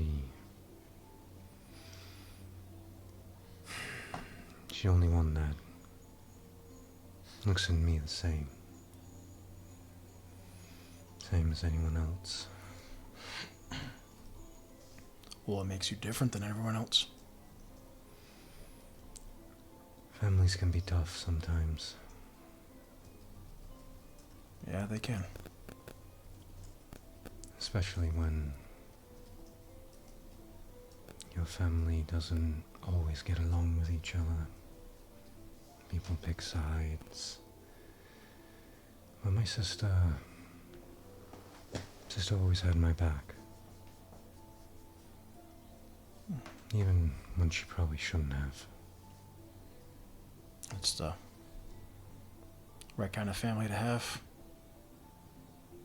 More like a friend. More like a good friend to have. Yeah, From Devenia, right? the Rojas. It's the It's the capital city. I remember reading. I've never been there. So, you got a sister. That's matriarchal, isn't it? Devenia? Yes, the ladies inherit lands, titles, any power the family has. So is it customary for the sons to go abroad? No, normally the sons are political pawns, joining families, making their own family more powerful. But I don't want that life. I don't know why somebody would, but I didn't grow up there, so I mean, cities, places change, but people are all the same. Find a nice little place to call home, and most never leave it. Myself, and until I got on that boat, I had never left the city before. But there's a big world out there, lots of things to see and do. and here we are in this island. Doing what we can to save the people here. Well, maybe someday we'll see the rest of the world, if this all goes well. When I got on that boat, I didn't know where I was going, but I know I don't want to spend the rest of my days here. But can't ignore everything that's happened. I mean, I don't really look to the stars for answers. I don't even look to the gods, but there's just too many coincidences I just can't shake.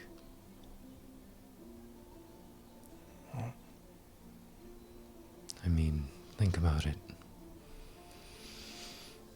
All of us, all 5 of us, every single one of us was on a different path and then strayed, somehow found our way here. Some born here, some came here before. 3 of us came on the same boat, but all different rivers flowing into the same body. River's very different from all the others. This hasn't escaped your notice that there's something about not just us written in the stars, but I didn't fit in with the keepers. I didn't fit in at home. My brother and sister looked at me like I was, I don't know. Hop on that boat. Ended up here. I mean, you've got abilities I've never seen before. Everybody that we travel with, we've got. That's what I mean. It's so strange. All of us. If you were found as a child from a thread hunter, probably informed the keepers. Iolite, she was child. Kethra, her village, must have sensed her power. And Ayla, well, the thread hunters got her sister and not her. If my family wasn't so rich, another thread hunter probably would have taken me. But There's only so many times you can get lucky. And still consider it luck and coincidence, not something else. I'm not one for prophecies and beyond what they teach us with the keepers at the nest. But we've met a god. And she told us, and there's no denying, there's something more to all this and where we fit. It's real. As much as some of us might not want to admit it, as hard as it is to take or understand. Where do you sit with the gods?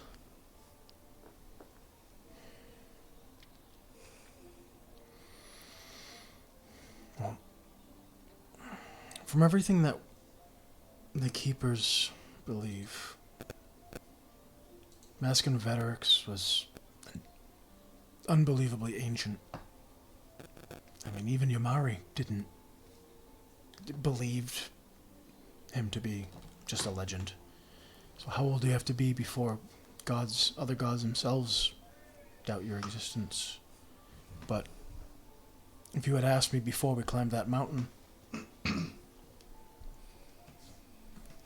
probably wouldn't have had a good answer for you, but at least we know they're real. Yamari can't be the only one. She's not. I mean, them up. Kyle pull up his sleeve. The gods are always watching. Sometimes they pick favorites. Or sometimes they just want a new plaything. But can't deny that there's something about us being here. I never really believed in destiny, but I feel like we're supposed to do something. Yeah. Well, so far, doing something has been the easy part. Figuring out what Is the difficult part. And that's the dichotomy of gods. The power to do everything except tell you what to do. And who the hell's knows the mind of a god? Speaking of Yamari, when we were up on that mountain with that mirror, the waterfall, you showed something. I'll reach under and grab his keeper's emblem. Something like this. Not this, but something like it. This, and he'll hold it. This is a symbol of my order. And I'll point out the mountains, dragon wing. What was yours? Family crest of sorts? I'll just open up the jacket just on the inside. It's just a little pin. That was how I managed to get here. Keeps my movements secret. They're being watched. Rich families will tend to like to know where any of their children go. It's not unheard of to be kidnapped for ransom. And this stops anyone from magically finding out where I am. Keeps me anonymous. So other families or your own? Something like Kethra? I mean, her own family seems to be after her. Well, I didn't exactly ask for permission to leave when I did. That makes sense. But like all rich old families, mine comes with baggage, enemies. So I didn't leave to continue on my family. I continued on for myself. find my own path. And Rivers flowing together, like you said. Seems like we've all left home in some way. Even Ayla. This might be where she lives, but it's not the same place she grew up. Ayla left home the night she lost her sister. Yeah.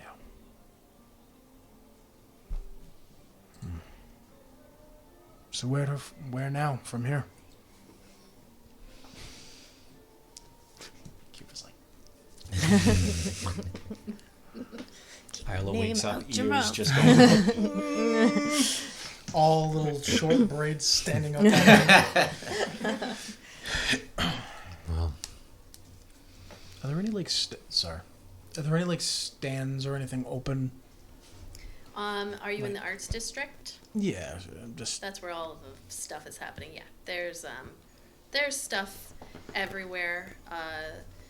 There are still folks selling things. It's nighttime street food, so it's like super good but very it's unhealthy. like that midnight cookie place in Yeah. Philly. Are there any? So good. Are there any like trinket shops, places that sell like necklaces or?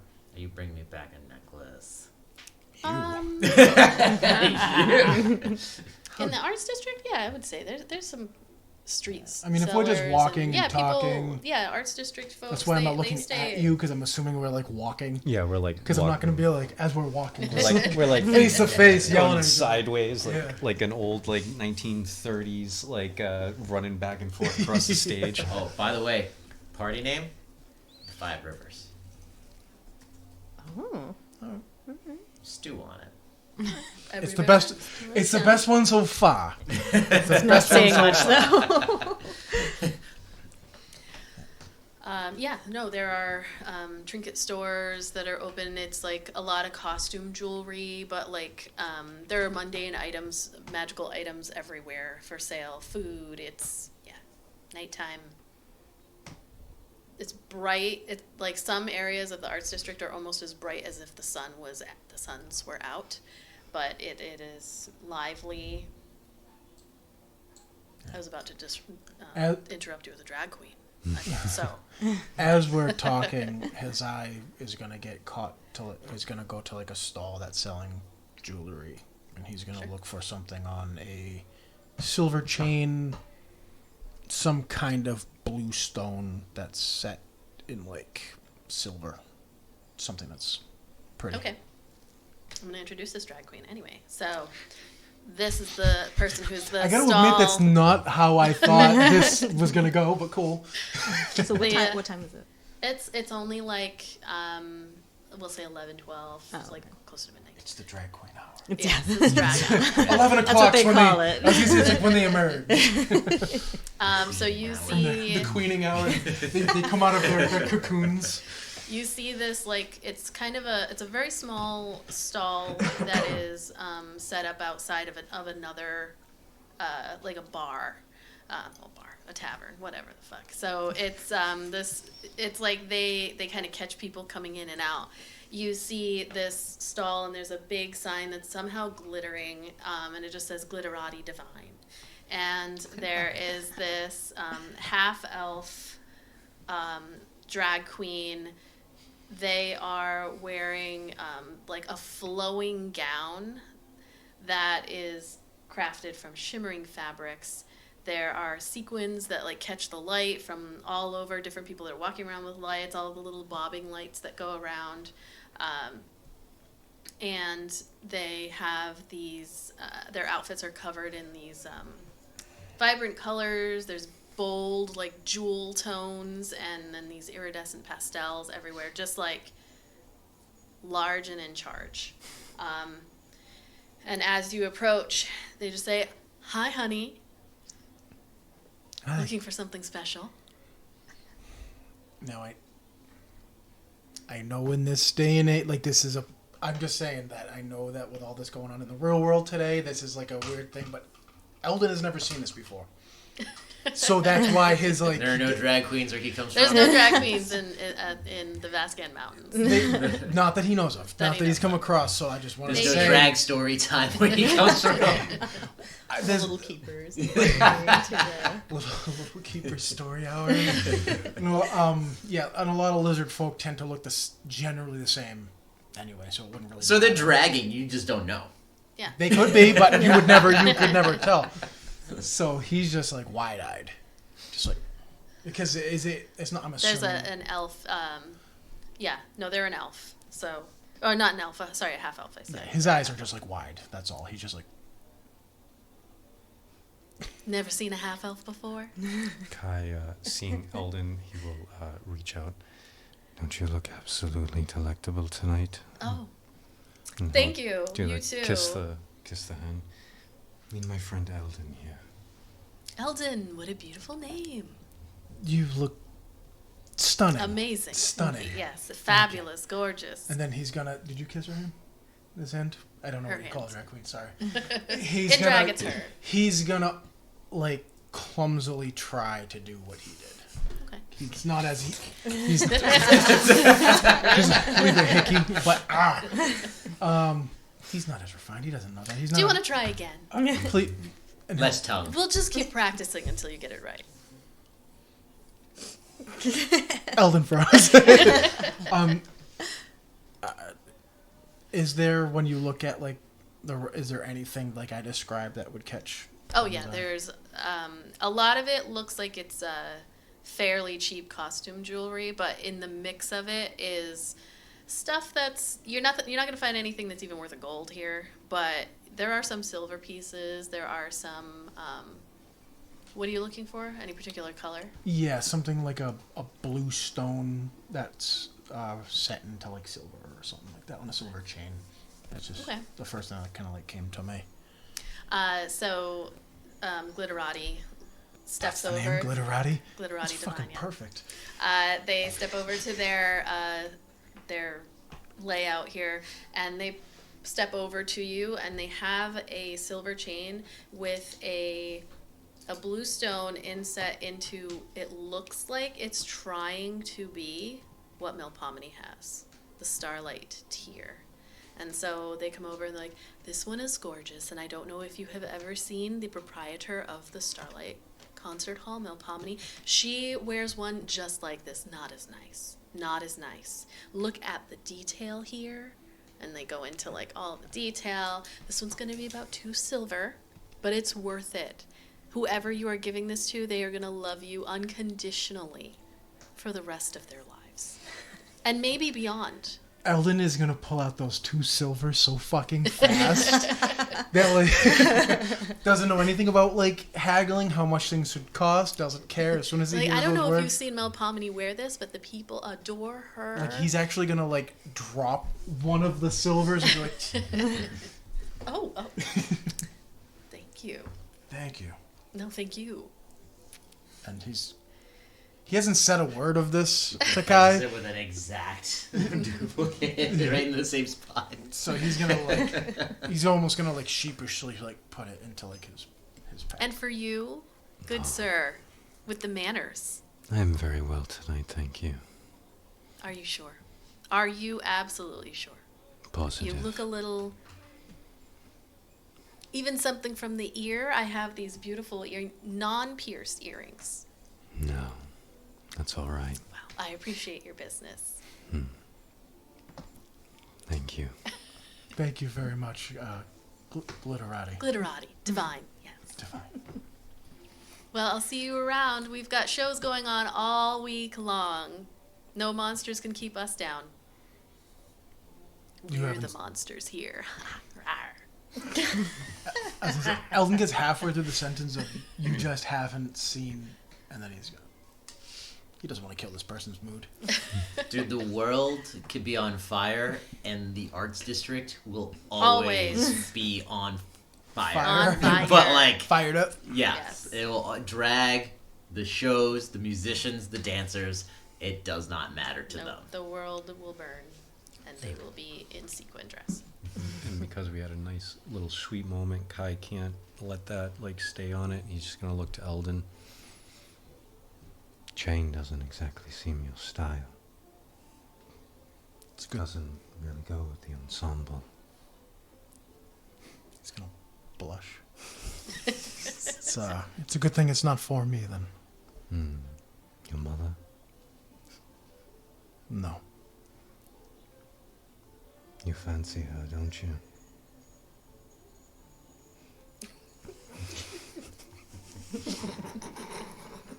Maybe.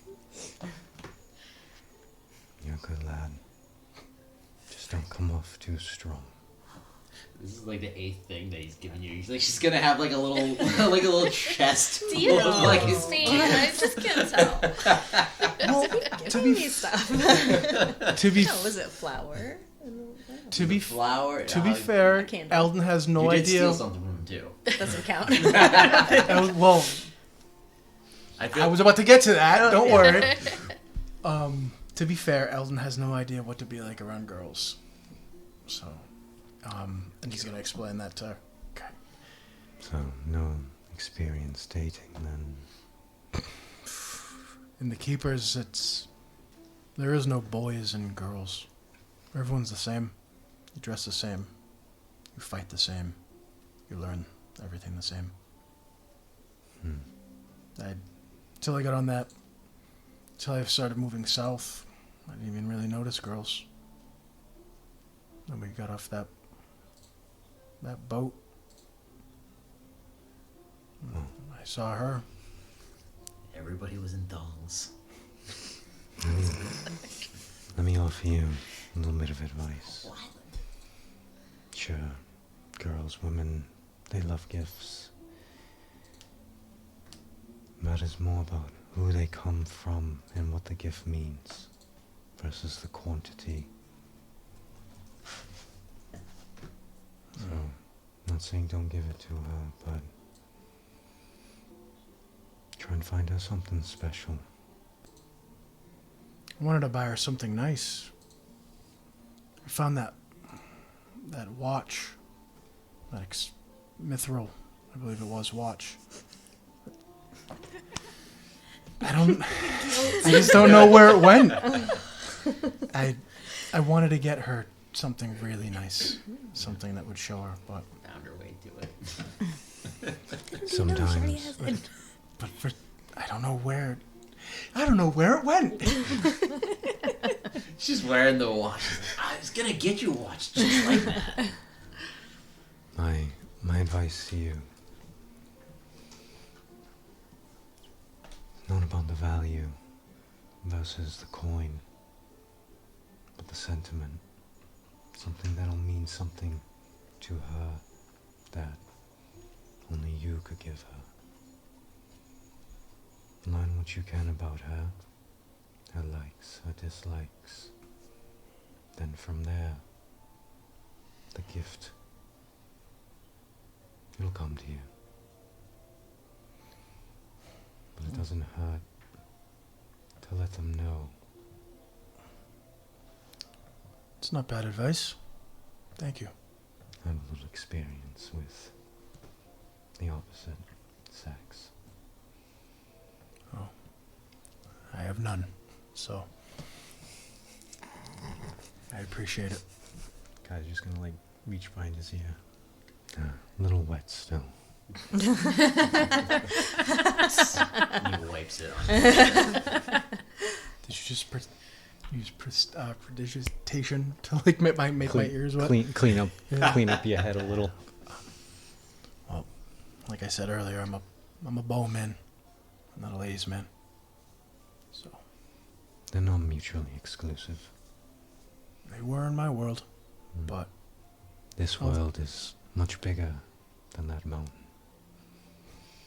yeah. Well, thank you for the advice. He's gonna like slowly turn back the way we came. You know what I mean? Until one last thing. So, the people, that band, the bards, think they'll be back? Part of me hopes so. When you're level 14. Part of me didn't like how much I enjoyed that. It's natural. Shouldn't be.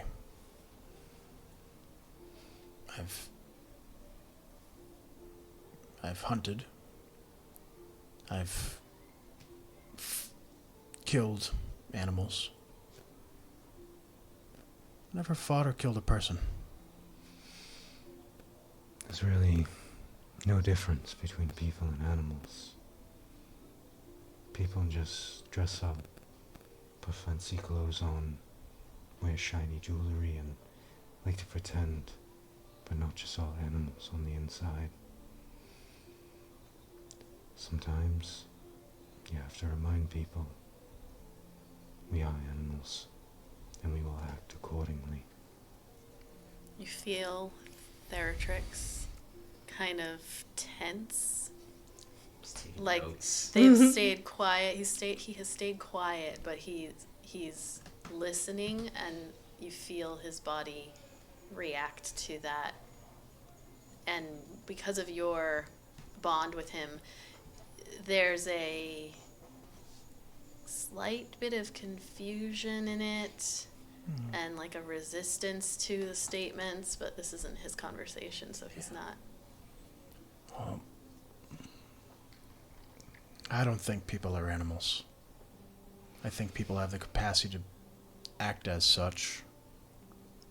But that's balanced out by people's capacity for good, for love, charity. I refuse to believe that we're all just mindless animals like that. That's... Not on the surface, but deep down. I wish it wasn't this way, but most people are only good because there's too much to lose by being bad. Giving in to darker urges. Look at that band of bards. Take what they want, do what they want, then they rub it in other people's face. Same as a wolf or bear would with their kill in order to scare away another predator. No difference, just extra semantics. And we like to pretend.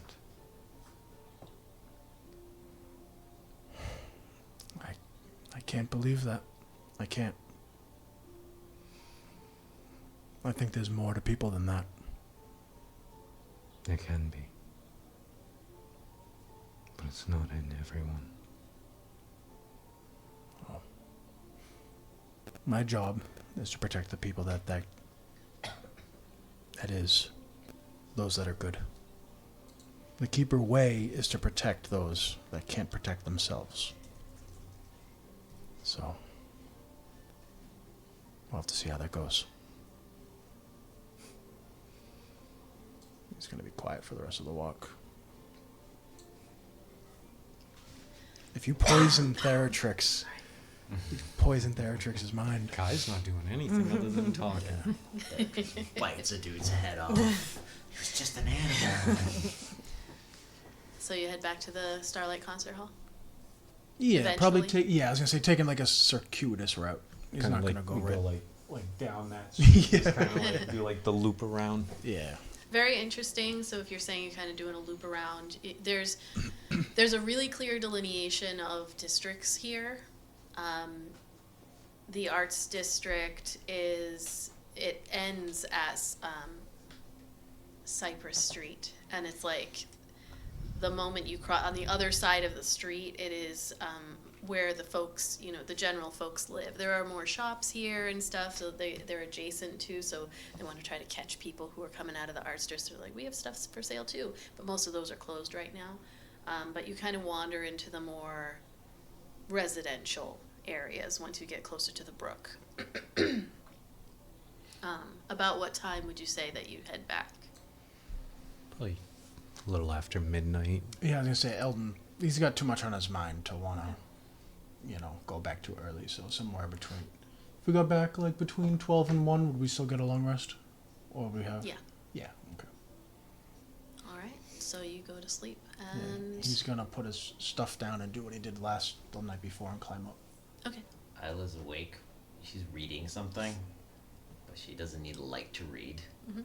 And she has a 4-post bed with the curtains drawn, so You're like a little kid with their Game Boy. I don't. So I I don't used know to do that with your if Game they Boy. notice Blanket or over your not. head playing the Game Boy. If they notice that.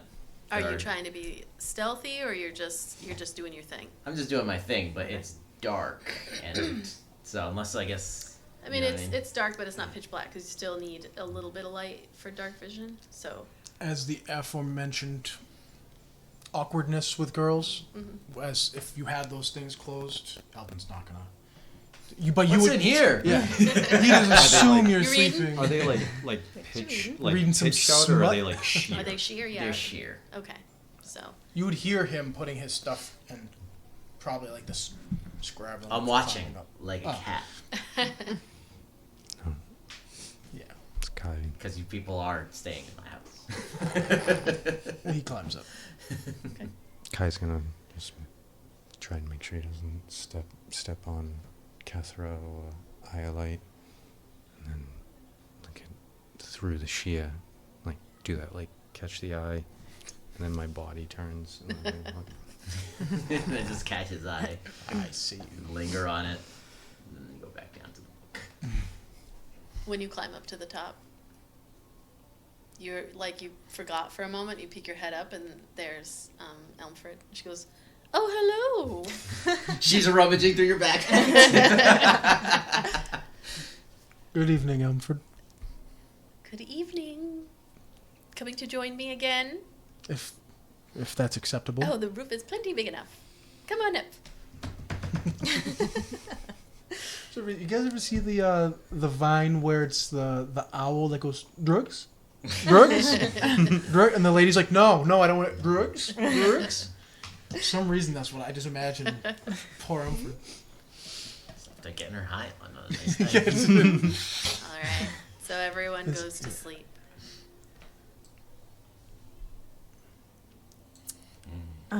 At about 1:30 in the morning, I'm going to quietly slither out of bed and gather all of my belongings and try to leave the Starlight Concert Hall Okay. unnoticed. I'm going to need you to make a stealth check for that. Okay. I'm going to use Pass Without a Trace. Okay.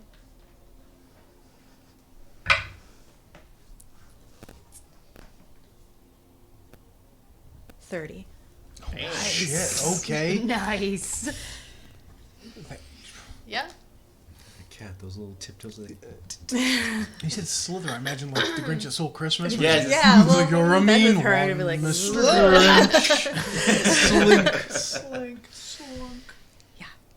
Yeah, even Nyx and Theratrix. Well, Theratrix is up with you, but Nyx, not necessarily just very comfortable with you tonight. Just, what is there to be awake about? So, you pack up your stuff and head outside. You see Melpomene is awake at this hour, but she's in like her office area, and you do have to walk by it, but she's so busy and. You got that fucking 30. Yeah, you got a Could do 30. anything. You just. When the floorboard starts to creak, you just look at it. And you head out into the Unity Square. I'd like to find a little spot, even just like behind the concert. Is that the front of the concert hall that's adjacent to Unity Square? Yes, this is the front. I just want to find sort of a little dark corner where no one's really going to pay attention to me, and I want to cast Augury. Okay. So I will take out this like little satchel of like stones that are sort of like flat ovals with different like drawings and carvings on them, and like shake them and kind of toss them on the ground. Okay. And what are you asking? So Augury is... It's going to... Wheel or woe, or nothing. Mm-hmm. And it's to tell me about the results of a specific course of action that I plan to take within the next 30 minutes. So I'd like to know how the course of action I'm about to take in the next few minutes is going to go. Okay. So you take your stones and like shake them. Who are you, like, who are you hoping answers you? Like, who are you thinking about is the god or demigod, or like who are you reaching out to guide you in this? I'm The Rock.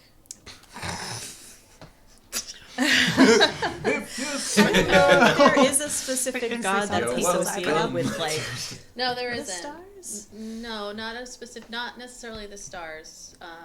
Because she doesn't really not believe, because obviously she believes there are gods, but Yeah. in terms of like who she puts her faith into, like predict things or know what's going to There's happen. always It's more like Timora, who's kind of the goddess of fortune, and like, let me double check. I think I'm saying the right one. Timora, Yeah. because I did the. She was the goddess in the one shot that you and Annie did.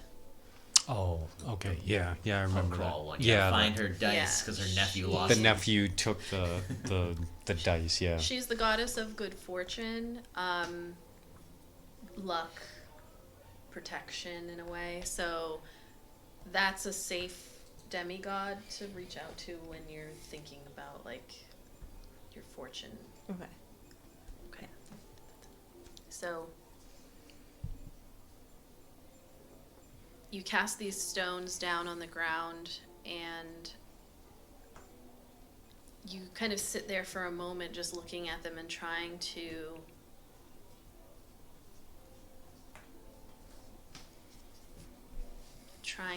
decipher what the stones seem to be telling you.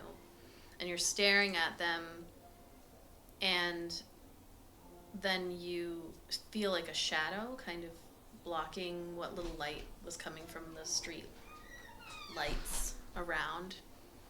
And there's a young kid, maybe 6 or 7, and they say,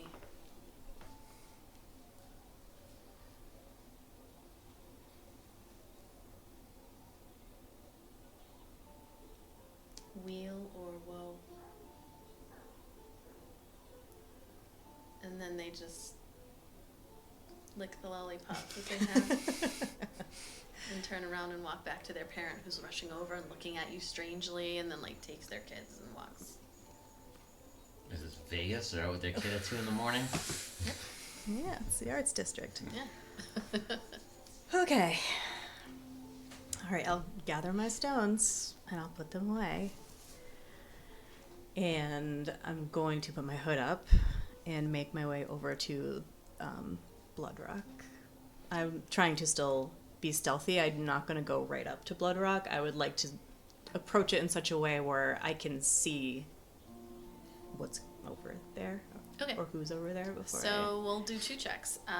We'll make a perception check and a stealth check. A second stealth check. So perception.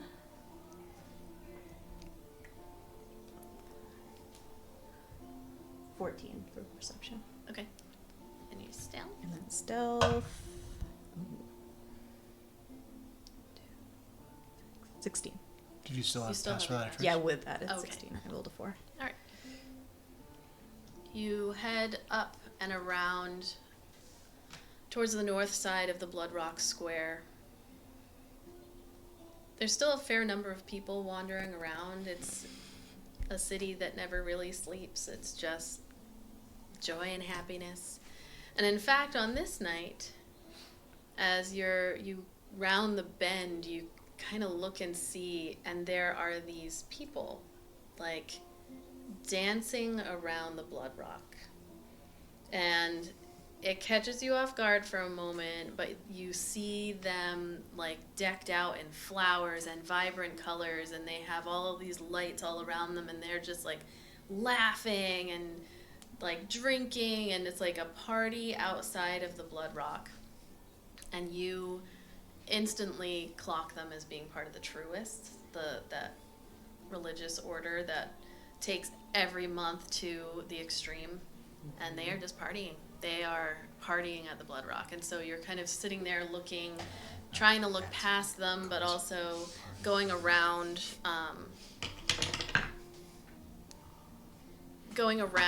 like the edges of the square, and you just keep, naturally our eyes just go where there's movement, so you just keep going back to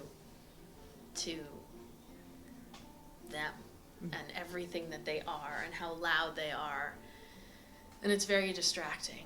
And as you are rounding from one of the side alleys, you just feel yourself be pulled in. And not like hand to the mouth or anything, just like a pull in. And instantly, like, you're turned, and there's this gasp of relief and joy, and you feel yourself being held in the tightest hug that you have had in a very long time. And there's no words, just an embrace. And like, you can feel the heart beating, and it's a heartbeat that you recognize immediately. And it's one of those moments of just like melting into the hug. And there's the smell, the strength, everything about this person is exactly what you left. And they just hold you.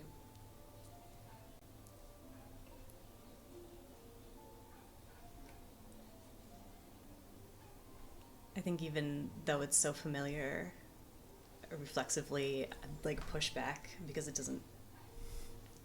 For a second, it's like peace, and then it feels scary because that can't be real. Right. That's my girl. Trust no one.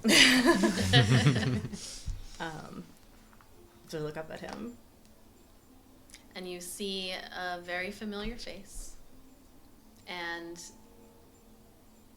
the brown skin and the shaggy hair, and he's got this smile that is like shaking. His grin is there, but it's just like of so many emotions all at once as he like lets you pull back, and you like take in his face very quickly, and there are a couple of new scars. One across his cheek and one on the side of his face, but otherwise he looks exactly the same, a little bit thinner, like he hasn't been eating as well. And he just goes, "Hi." Hi. You came. You were dead. Nope.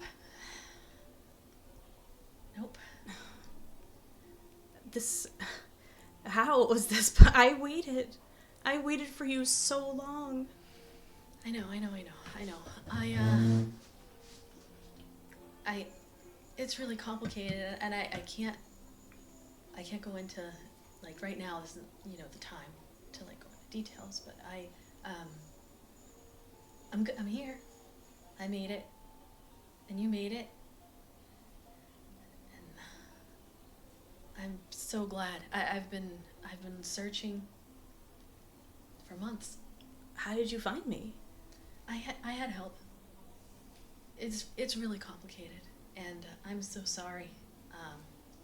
I'm so sorry I couldn't come sooner. It was a hard night,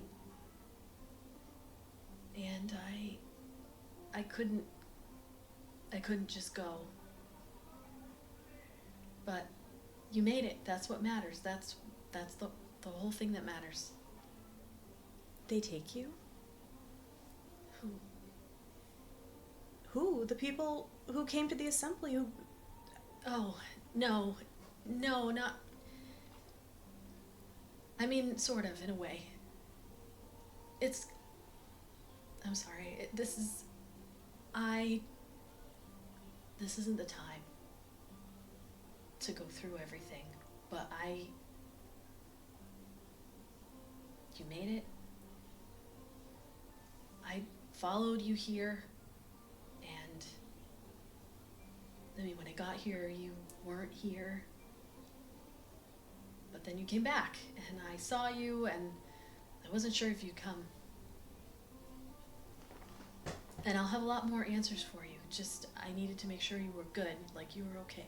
Yeah, okay. He looks at, like, all your stuff that you have. Like, where are you going? I didn't know what I was walking into, and I knew someone was here that knew I was here, but I didn't know if it was someone who wanted to help me or hurt me. And if it was the latter, then I would have needed to run. I have people I care about here, and I don't want to watch anyone else meet the same fate that your parents did because of me. He looks down when you say that. Ayla, it wasn't because of you. None of this is your fault. And I think this is the safest place for you right now. I saw you were with a bunch of folks. That's why I didn't just come up to you in the first place, so I didn't want to disrupt that, but this is the safest place for you. In the city? Yeah, we're here. I've only been to the city. I don't know what's outside of it, but I'm hearing there's monsters, not that that's different from anywhere else. That's weird for here. So, where did you go?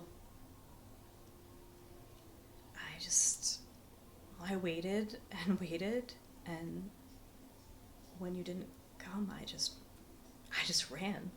I just ran. I didn't know where I was going. I just, followed the stars and hopped on a boat, and it took me here. And I've been just hiding ever since. No, that's good. I'm sorry I couldn't come. I wanted to, but it just wasn't safe. It wasn't safe for you.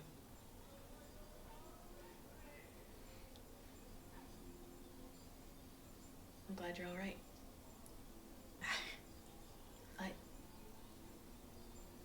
This is gonna sound hard to believe, but I know someone who can help you. Someone who can help us. And I just need you to stay. And stay safe, and then I can bring them to you. There was a lot going on. There was a lot going on you didn't know. Yeah, I started to figure that. So you're gonna leave again? Yeah, but I'll be back. I'll be coming back. I promise. There's nothing that will keep me away.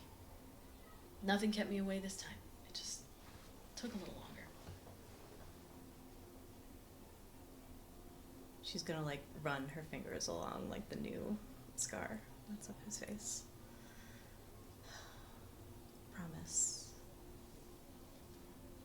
I promise.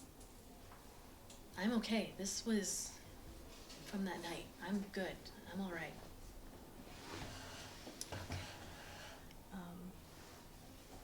Should I not tell anyone about you? Maybe I shouldn't. I don't know. I still can't believe it's you. Oh,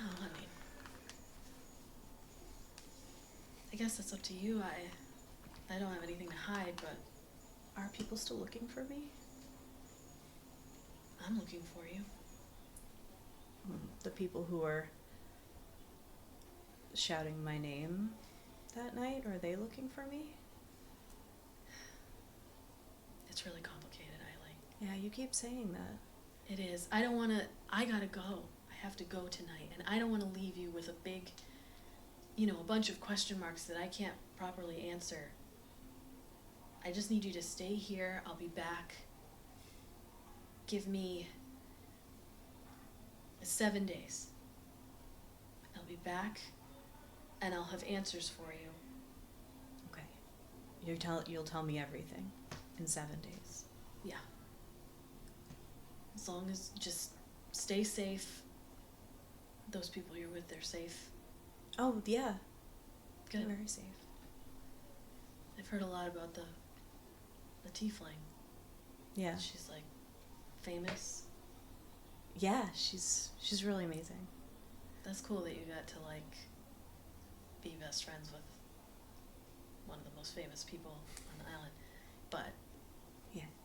Well, I would expect nothing less. Of course. You're special, you always have been. thanks, Desi. You're pretty special too. Well, not nearly. But I should probably get back before anyone notices I'm gone. yeah, I gotta go. My ship's leaving. Where are you Like 30 going? minutes. I gotta go back and let my people know that you're okay. Your people. Okay. Yeah. Your people you're going to tell me about in 7 days? Yeah. Okay, yeah. Those people. It's gonna be okay. You're sure they're good people? I know they're good people. Okay. I trust you. They helped me save you. Okay. He leans in and gives another hug. He kisses the top of your forehead and just holds you for as long as you will let him hold you. After a few seconds, I pull away and I was like, oh, I almost forgot. I like reach in my bag and I'll pull out the cloak, the very long cloak that is tattered all on the bottom. Finally give it back to you. Well, you're not done using it. I can't take it. When I come back, Okay. it's like my favorite cloak, so you have to give it back. But Yeah. No, I know. That's why I was like, oh, I better give it back before we leave. Yeah, It's yeah, probably where it is. yeah, He's probably been cold. I mean, I got this new My cloak, best but buddy. it's just not, it's not the same. Oh, I know. This one's all worn in. He like does that push against your shoulder, like shut up. Okay. All right. Fair enough. You're safe. You're safe here. Just, I know I'm saying it a lot, but you just stay. Don't. I'll be back, and if you're not here, I'll have to find you all over again, and it's just a waste of everybody's time. Okay. All right. Well, I'll see you later. 7 days. Soon. See you soon. All right. Well, He squeezes your hand, and then he steps back into the alley in the direction of the port. And when you open up your hand, there's another small little rock, very, very polished, small enough to fit into your hand. It's like white with pink and purple little speckles all in it.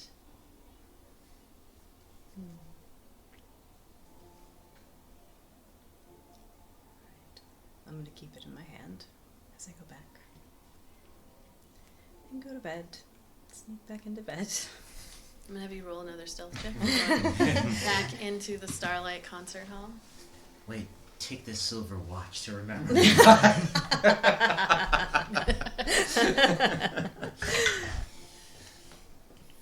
Pass Without a Trace, I think, is an hour, right? Yeah. Okay. 27. Oh, yeah. Iolite slept like doing a baby. cartwheels through the room. Bounce off the wall and then slip into the. And with that, that is where we will leave the session. Oh, that was a lot of stuff happened in that section. Lots and lots.